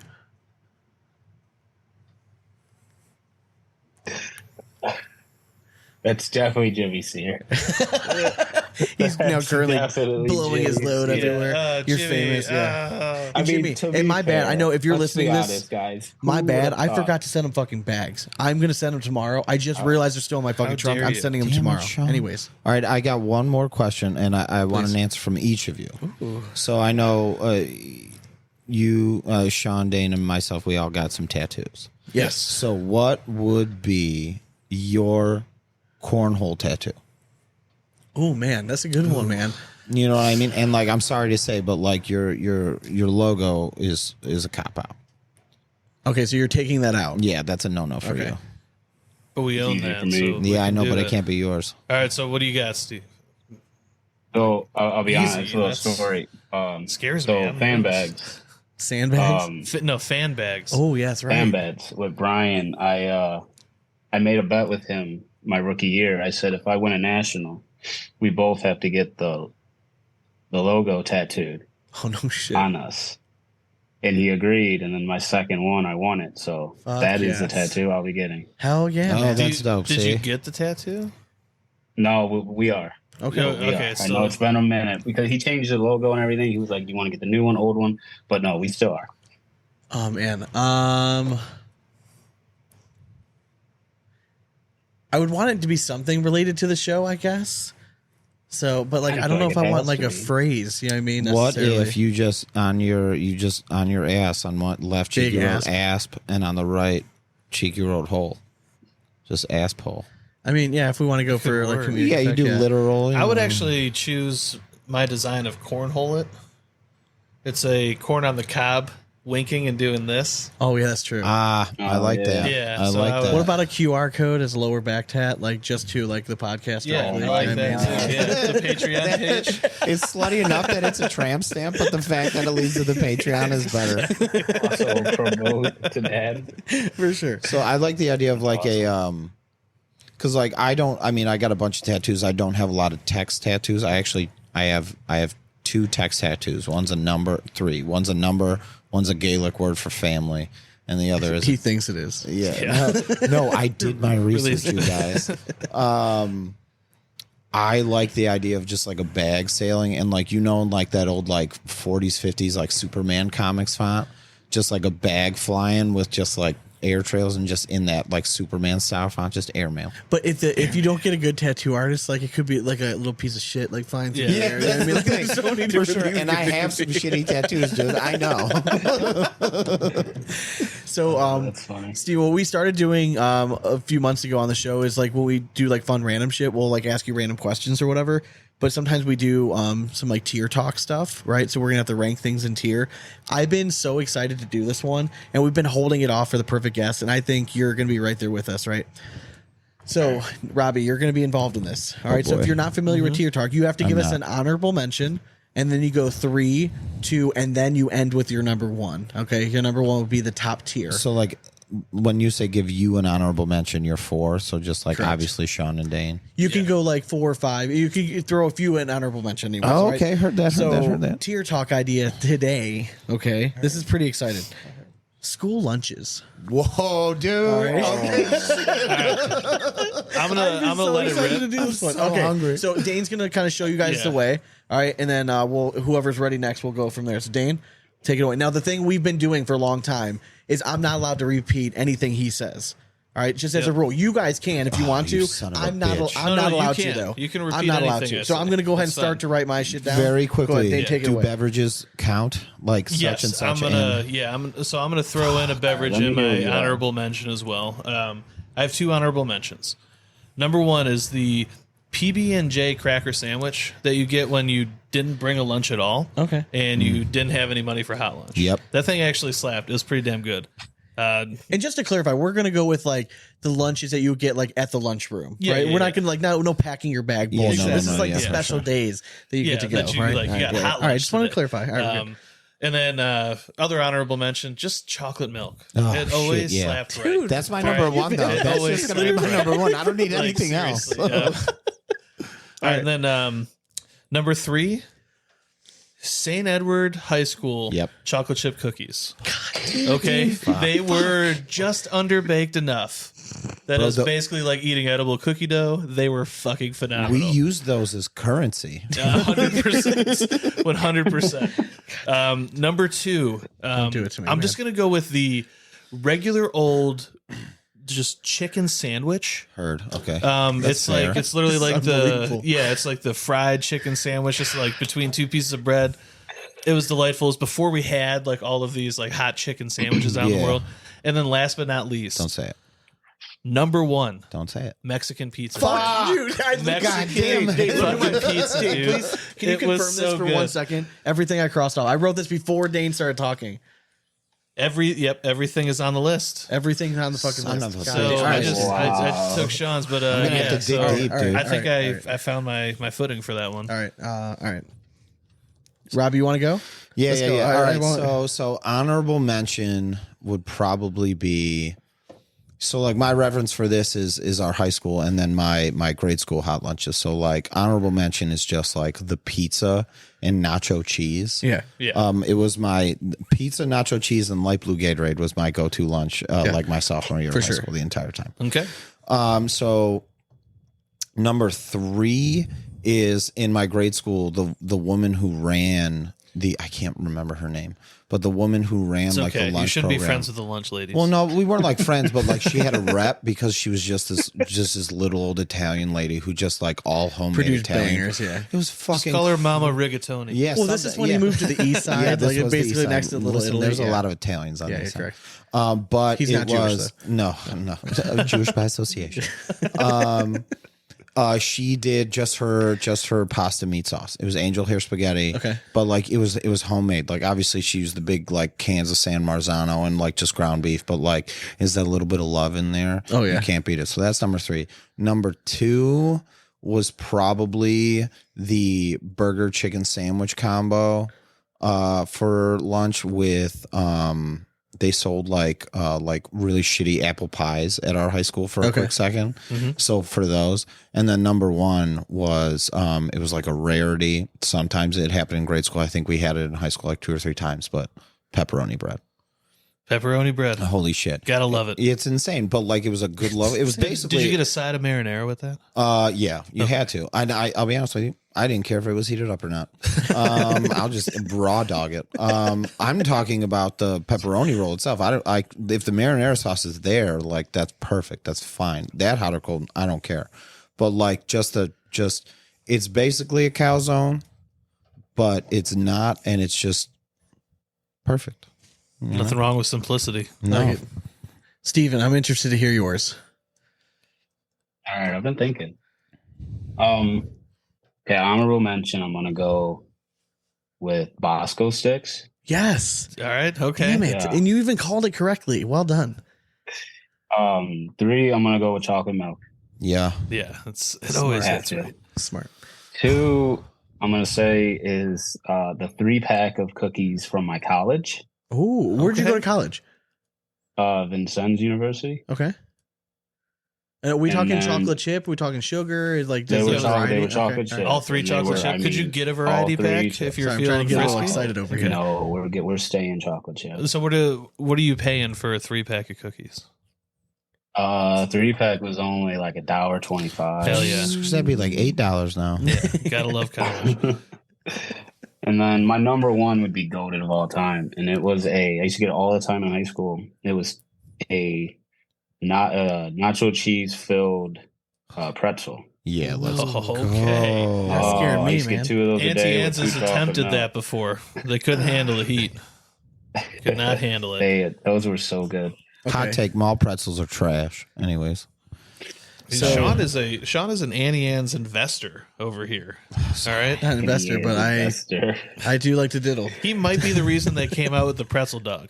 All right, yeah. Like the pretzel, there are some steadfast ones that like will never break, but like overall, man, like I got a pepperoni pretzel the last time I was there. And If you're going to Auntie Anne's, what's your go-to order? the pretzel dog. It Pretzel has to dog, be is it? because everything Okay. else is garbage. It's dude. not, man. You put a little cinnamon sugar on that thing, like I'm good.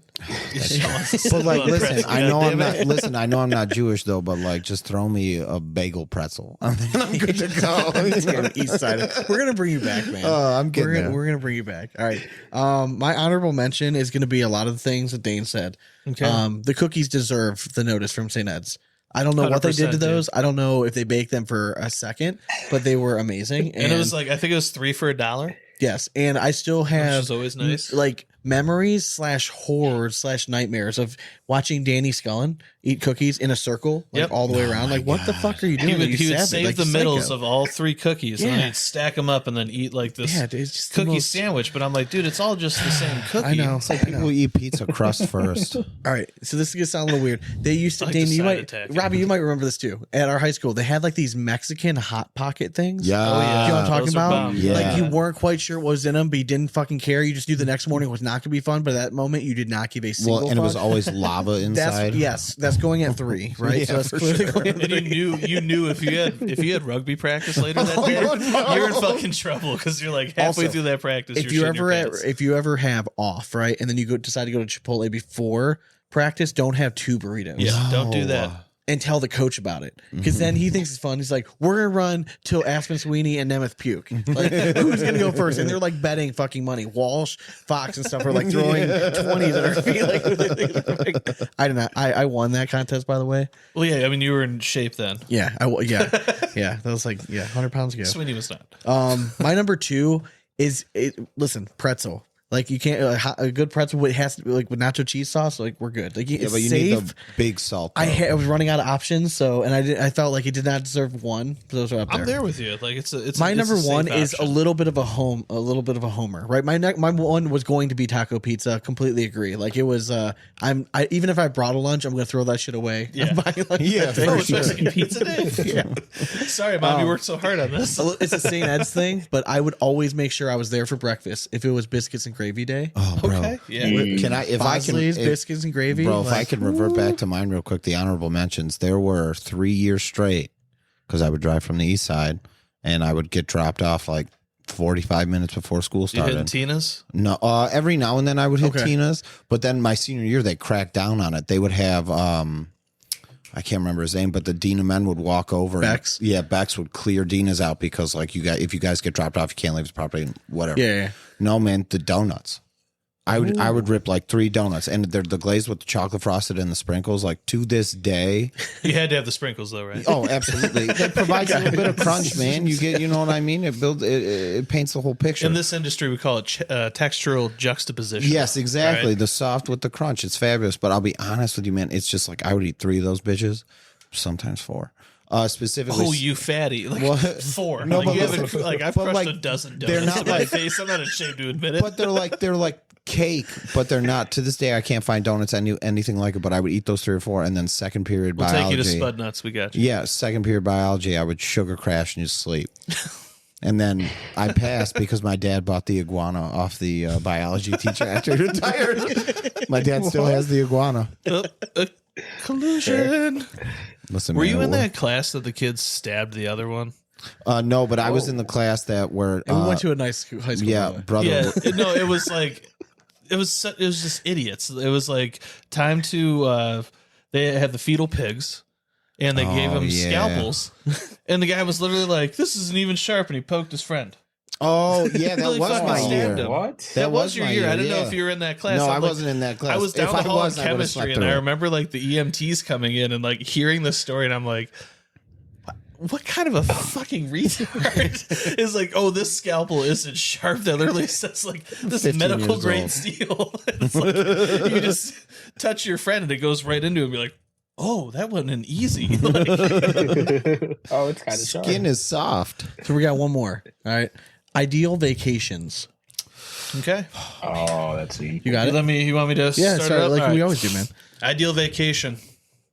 Honorable mention. I'm going to go, let's go like mountain ski Ooh, type okay. deal. All right. In my advanced age, it is getting harder to ski. Man, like you feel that shit, but I still do enjoy it. Wife, not so much. She's deathly afraid of chairlifts, so it's getting harder and harder to take those. But I always find them relaxing. So yeah, I'll go honorable mention mountain ski resort. Number 3. I've never been, but I would imagine going to South America would be pretty baller. Oh, for sure. So- Venezuela, Brazil. Yeah, I think I would love to go tour those beaches, see beautiful women walking around scantily clad and having a gay old time. Not gay though. Not gay, I mean, but Yeah. I mean, exactly. You never trunks know. are coming back, you Yeah. guys. It's like, it's not gay. You're the one sucking my dick. Exactly. If he has the bulge, it's not my problem. Number 2, I'm going to go just like the ho-hum. Let's just go with like the holy trinity of Europe and give me like Okay.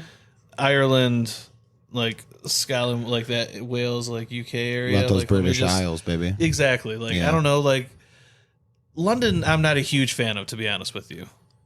The people are intriguing. It's kind of like being in New York, but they hate tourists, so it does kind of suck.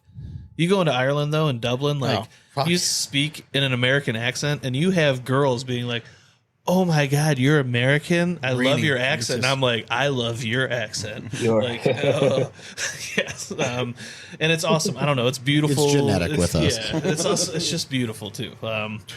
Then number 1, The accent, not the women. yes, number 1 would just be, dude. It would have to be just an epic golf trip. Okay. I think I would love to do a tour of the. I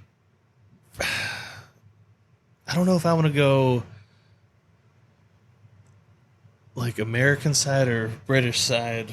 I mean, isn't what Or St. European Peter's in side. Scotland? Isn't that like the oldest golf course ever? St. Andrews. St. Andrews. I was yeah. close. Sorry, it's not a saint. Yeah, I mean, I think. all good.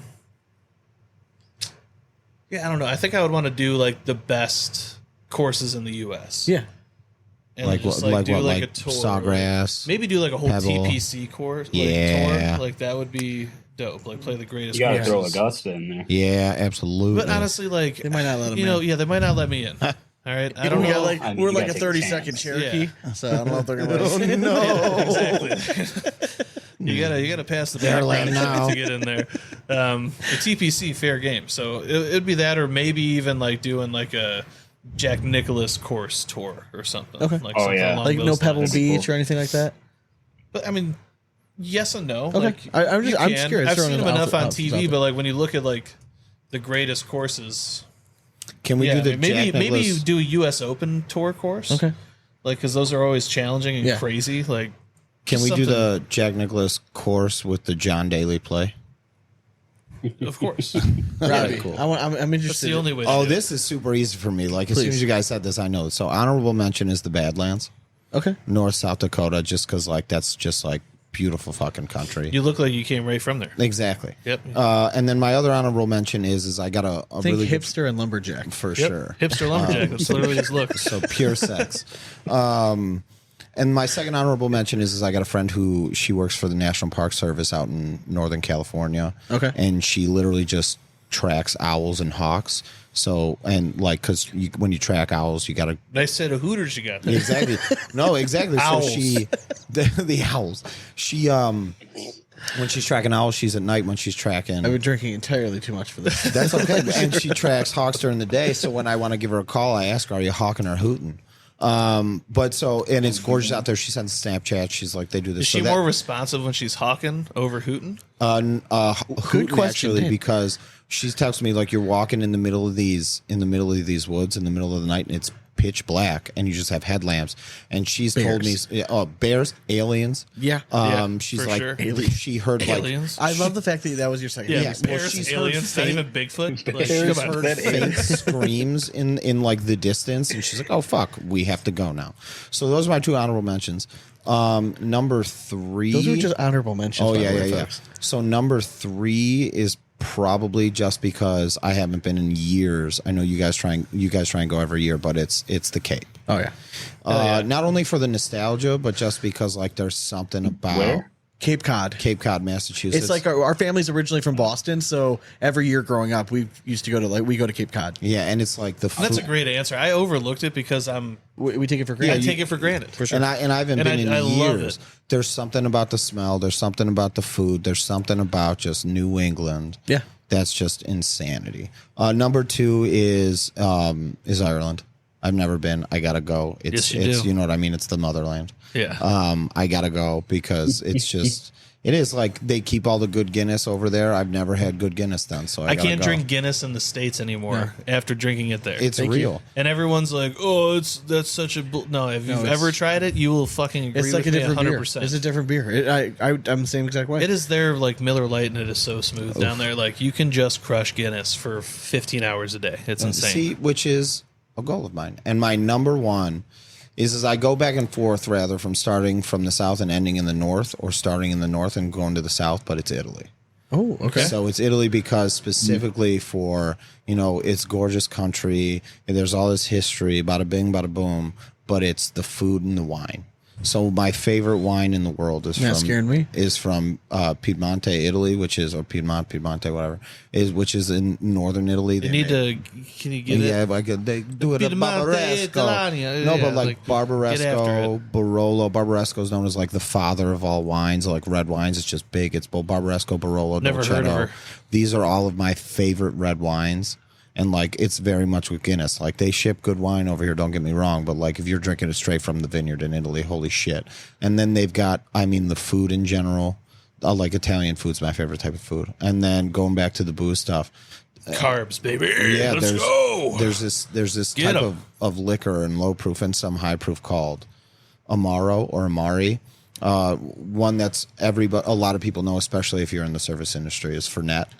But there's a bunch of others, Amaro Montenegro, all this stuff, which is just Amari Cooper, which is some of my favorite booze to drink, and then also just to the basics of it, Italian women, Jesus Christ, they're magnets. They're magnets for me. It's ridiculous. So like literally it's Italy top to bottom. And like, you start in the north, start with the wine and you work way south and you start getting the Calabrian stuff and you get like into the spicier food and the warmer climate and, and it's just, you can maybe if you're busy, it's separate, but you can pop down to Sicily and it's a dream of mine to go there. So that's hands down number 1. I like it. Now, 2 questions. Second one's not really a question; it's more of a statement. The first one, you mentioned women. Are you going for more of the like Sicilian route for the ladies? Because there is a marked difference. you have a lot of redheads like mainland, and if they could, Sicily's like olive skin, and no, it's Marissa Tomei. Okay, all right. So just very man, just specific reference. So that's like New York Italian or whatever, you know what I mean? Specifically, my cousin Vinny, but also even in the new Spider-Man movies. Goodness gracious, yeah. But like Marissa Tomei, I honestly don't even know. She makes a hot aunt. Yeah, she does. I get but it. no, it's the olive skin, it's the long dark hair, and to be honest with you, it's the attitude. It's the attitude. So just get yourself to New York. You'll find them. It's crazy. Mean You'll women find 'em. are amazing. And the second one is, that I don't like to go out for Italian anywhere here unless it's like more than $30 a plate. Because I feel like I can make it myself better. Yeah, no, absolutely. Like it drives me nuts. But my answer is yes, Sean, as well. We'll go the light route. Thank you. And it's just something. I completely agree with you. There's like, especially in our city, there's 3 or 4 places where you can really get like true, well-made and like authentic Italian food. Yeah, they're all in Little Italy. Well, some of them are. Some of them are, but one is actually downtown, and it's funny. The joke is it's the best Italian food in the city made by Armenians. Hey, nothing wrong with that. But it doesn't matter because the Sacchetti's insane. If you know the how to do pastas it. are insane. But shout out to Mia Bella in Little Italy. You know what I mean? Say what you want about all that stuff. But every time I've gone, the food. We got a is- diamond in the rough right here called Jojo Corleone's. So shout out to them as well. Yeah, let's All right. go. I was gonna say, how about shout out to Robbie for holding that shit down. Steve, what do you got, man? I got to go bathroom break. Oh, I got you. I I was trying to buy you some time yeah, to keep baby. thinking about it. All right, I'm excited to hear got? this one. Okay. Honorable mention. I'm gonna go Egypt. Ooh, Oh hell yeah! That's a Good deep ball, cut, dog. Yeah, I man. like that. Yeah, that's Yeah. a good one. Have you been before, or just like Never. you just like the culture, like history, all that stuff? Okay. I absolutely. You wouldn't be love afraid that of time like a period. mummy like I coming know, to dude, life like, and I'm not gonna killing lie. you or anything, or No, like I want to be. I want to be getting a in random there. curse Shout out to coming Brendan back. Fraser, Yeah, No, for sure. He but did us shout all a out to Brendan service. Fraser. right? Yeah, let's Love told From Wayman Indiana, to- baby. Yeah, Hell yeah. Yes, sir. 3 would be Puerto Rico. That's my motherland. Okay. Never been to Puerto Rico. 2 is gonna be Tomorrowland Festival in Boom, Belgium. Okay, I've heard it's Yeah, I'll be going there soon. That's the soonest trip I'm gonna have. I don't know if you noticed, but That's- everything in social media that I put up with you, like I put up EDM music just to honor you. Yes. So I'm like, I remember I that love thing. it. I could not remember the specific like artist you like the most, so I'm like, I'm just gonna pick something that I think goes well with it and just roll it. And hopefully, I didn't disrespect you at all. So No disrespect. Love it all. I'm And so out of then- the loop on that. me stuff too. now. Me too. Oh, I'm not in the loop still at a all. bit, like- I've never been looped. So Flostradamus is still in my rotation. Like I've always been a huge fan of his, but like that was Good. yeah, From Chicago. sucks getting old. yeah. Hard to keep up with that shit now. And then number 1 for me is Rome. Go to like the Basilica and all that. I've wanted to go there since I was little. I watched Midnight Mass when the Pope gives it. Like I've always wanted to go that. Good for you, man. So yeah, Rome's number 1 for me. All right. And I felt like I was very selfish in mine. I'm just like, yeah, I want to golf. It's all right. It's vacation. You're allowed to be selfish. Right? All right, Yeah, so it's a vacation. honorable mention for me is listen. I know I'm going to take some heat for it. I'm going to go Disney. All right, just because whenever I go always to have a Disney, good time, man. listen, like I know how to do it now. Like I've been there enough, and even if when I go with kids, like I still have a good time because like I know like I'm not going to get yelled at for drinking. You know what I mean? Plus, we my got the wife's hookup going to at be in a Disney good now. yeah. Oh fuck it, and then my wife is in a good mood the whole time. So like that means like everything's just easier. She wants to be super mom. I can just get crushed walking around Epcot pushing a stroller. It's like a portable like beer holder. It's great. I mean, Like, honestly, Disney gives you the free pass to be an adult child. correct. Yeah, you have to care Is it- after your children. I but you get can the still people. I enjoy get it. I get that when people were like, "Oh, it's weird when only adults go there." I can get that side of the argument, but those are just people that can't afford to go to Disney. Yes. Okay. Yeah, so- and they're dinks, double income, no kids. yeah, correct. All right. So number 3, I'm going with Portugal. All right. I'm going there specifically for food and alcohol and the views. Like, you know what I mean? Like, put me up in Lisbon, right on the fuck, right.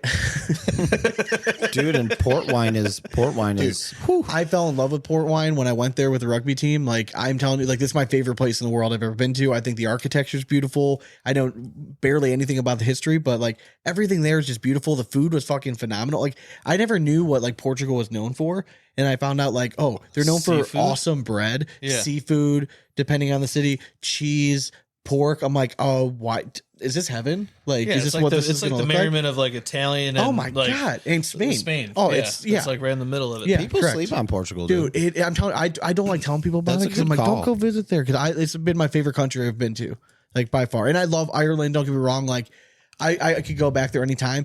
I feel like I've already had the best time I'm ever going to have in Ireland. I went there my junior and You've been there senior with year me. for 3 weeks. In my last 2 weeks, we stayed in Dublin in the Ritz downtown. Like I went to professional rugby matches. I don't remember half the fucking week. Like I had the best time I'm ever going to have.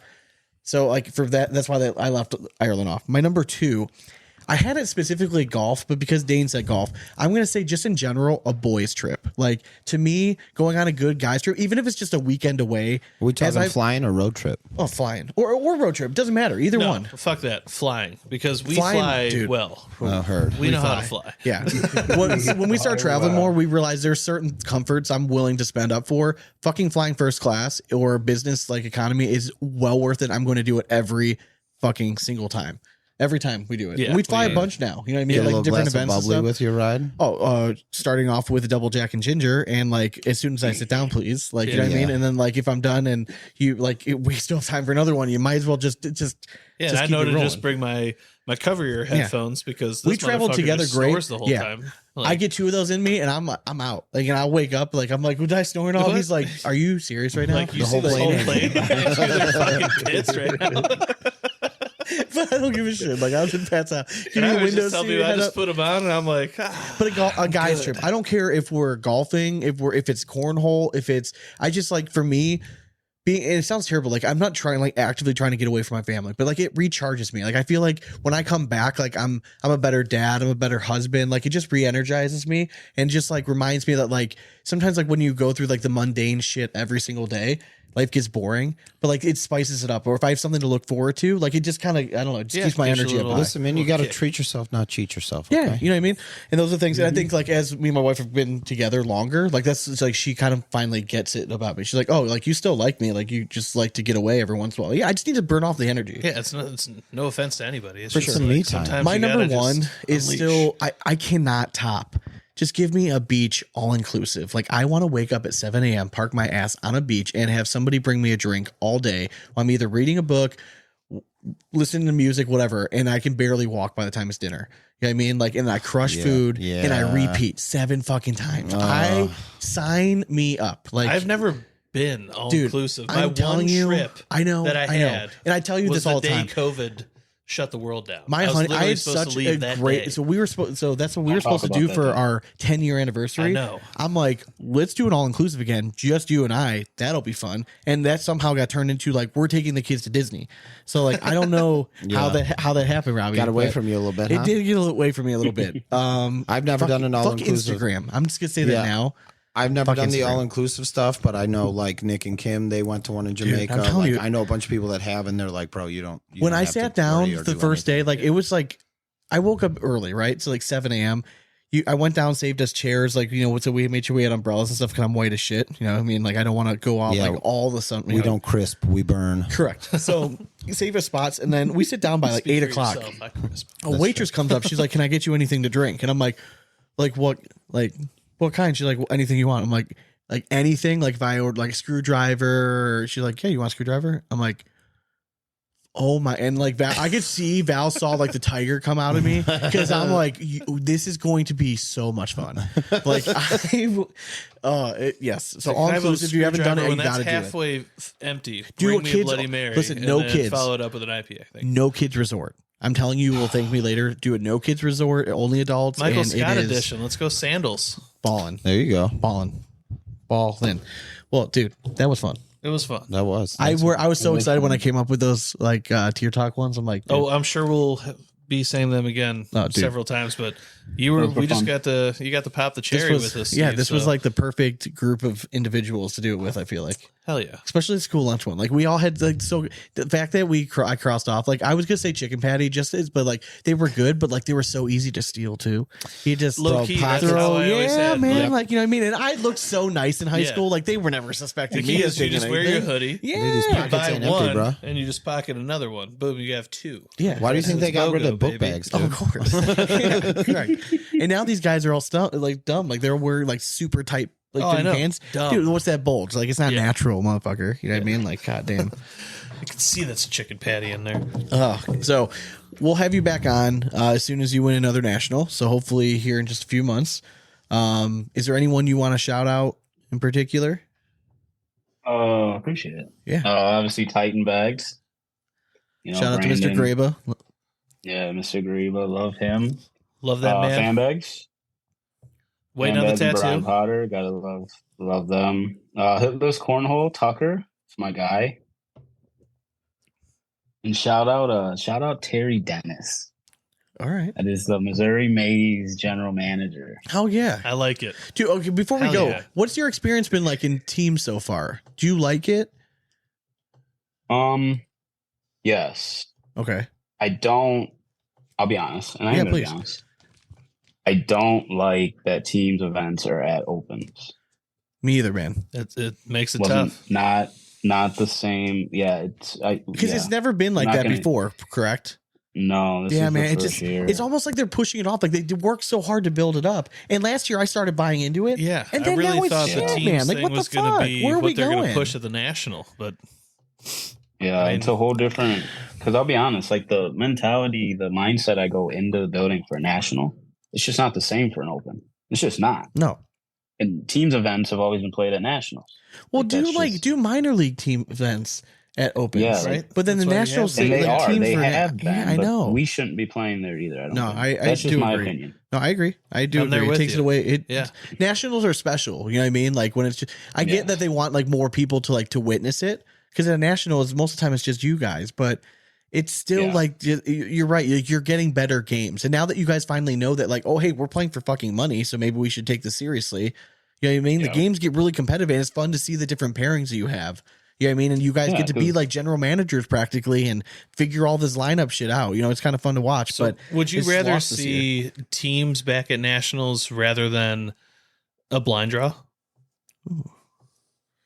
Absolutely. Ooh, good question. So Yeah. to To me, be like, honest, I usually don't even play the blind draw. Yeah, a lot of them and I don't. hear that from a lot. So it's like, why keep the blind draw anymore? Like you can't like, I don't know. The blind draw to me is like trying to give like the lesser player a fighter's chance. Well, guess what? There's no lesser players anymore. Like we are at a No. time now where The league is top to crazy. bottom, it is crazy deep. So let people earn it now how they should, which is doubles and single scores. I'm sorry. They need to get both of those in there and then bring the teams back to nationals. I'm there with you. Because teams to me is like, it's the most fun Important. cornhole we've seen in the ACL to date. And we just It happened was to so walk much up fun on last it. year. And we were there the year prior and it was still just an absolute blast at Worlds watching that. I wasn't sold on that until I thing, saw like, shake out. until I saw the finals. When I saw the championship match when the Ohio Aviators were going against Carolina, Yeah. like that's when I was sold. I'm like, oh, okay, this is what they were talking about. We just hadn't seen it yet. It was awesome to see the players there Yeah. cheering on each Correct. other. Like, because you don't see that Yep. anywhere else. Like, it was a very fun atmosphere to be a part of. yeah, It is. It's super fun. And to be honest, last year our team, it gave me like just an opportunity to talk with players that like I normally might not talk to. You know what I mean? So like, you know, it's super cool. It's just I don't agree with the open part. What team were you on last year? Were you on Missouri? Were you on Mace. Chicago? Oh, you were on. Yeah. Okay, all right. You guys You guys surprised had a lot of people. Yeah, you surprised us. We got third. And Yeah. I'll be honest, if Gavin and Ryan don't lose the first game, we're playing in championship. For sure, 100%. I We like lost that you game hanging on him. Good. You can walk next door and let him know that you said that. No. Listen, man, he's won a lot of games. He's in the Matrix right And now. it's just He's LinkedIn, yeah. so I'm sure he's not listening. So good stuff. Well, hey man, I want to appreciate you joining us, man. It's been a lot of fun. You're always fun. I'd say this before you were on. You're like genuinely like one of the nice guys in the game, and I think that's something that is to be said. We've met a lot of players, you know what I mean, but like you're genuinely nice, and like we appreciate your support, and like you've always treated us well. And you're just a cool dude, man. Like, so I implore you, if you ever see Steven Bernacet at a tournament, go up to the fucking dude. Like he Yes. looks like a beast now, man. But I'm telling you, like he's the nicest dude ever. And you take time with people. And I think like as we were trying to grow the sport as a professional player, like you do that aspect very, really well. And I think that's something like we always respect from players. So I admire that from you. So Yeah, and if you don't know exactly what he looks like, you'll spot him from a shoe game. Mhm. He'll have the best shoes. yeah, for sure. I appreciate you guys. I appreciate that too, man. That really means a lot to me. Of course, man. You guys keep killing it too. Thanks, man. We're You trying. guys are one of my favorite podcasts. So it was Oh, a look at that. We pleasure made to it. be on We there. made it. Dude, high five. We made it.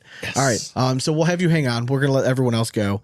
Thanks for listening this long. If you're still tuning in, I mean, we're approaching like 2.5 hours. So Yeah, right around just there. another banger. Yeah. More audio gold as always. We'll be back with you with more content next week. Don't forget to check out our Patreon.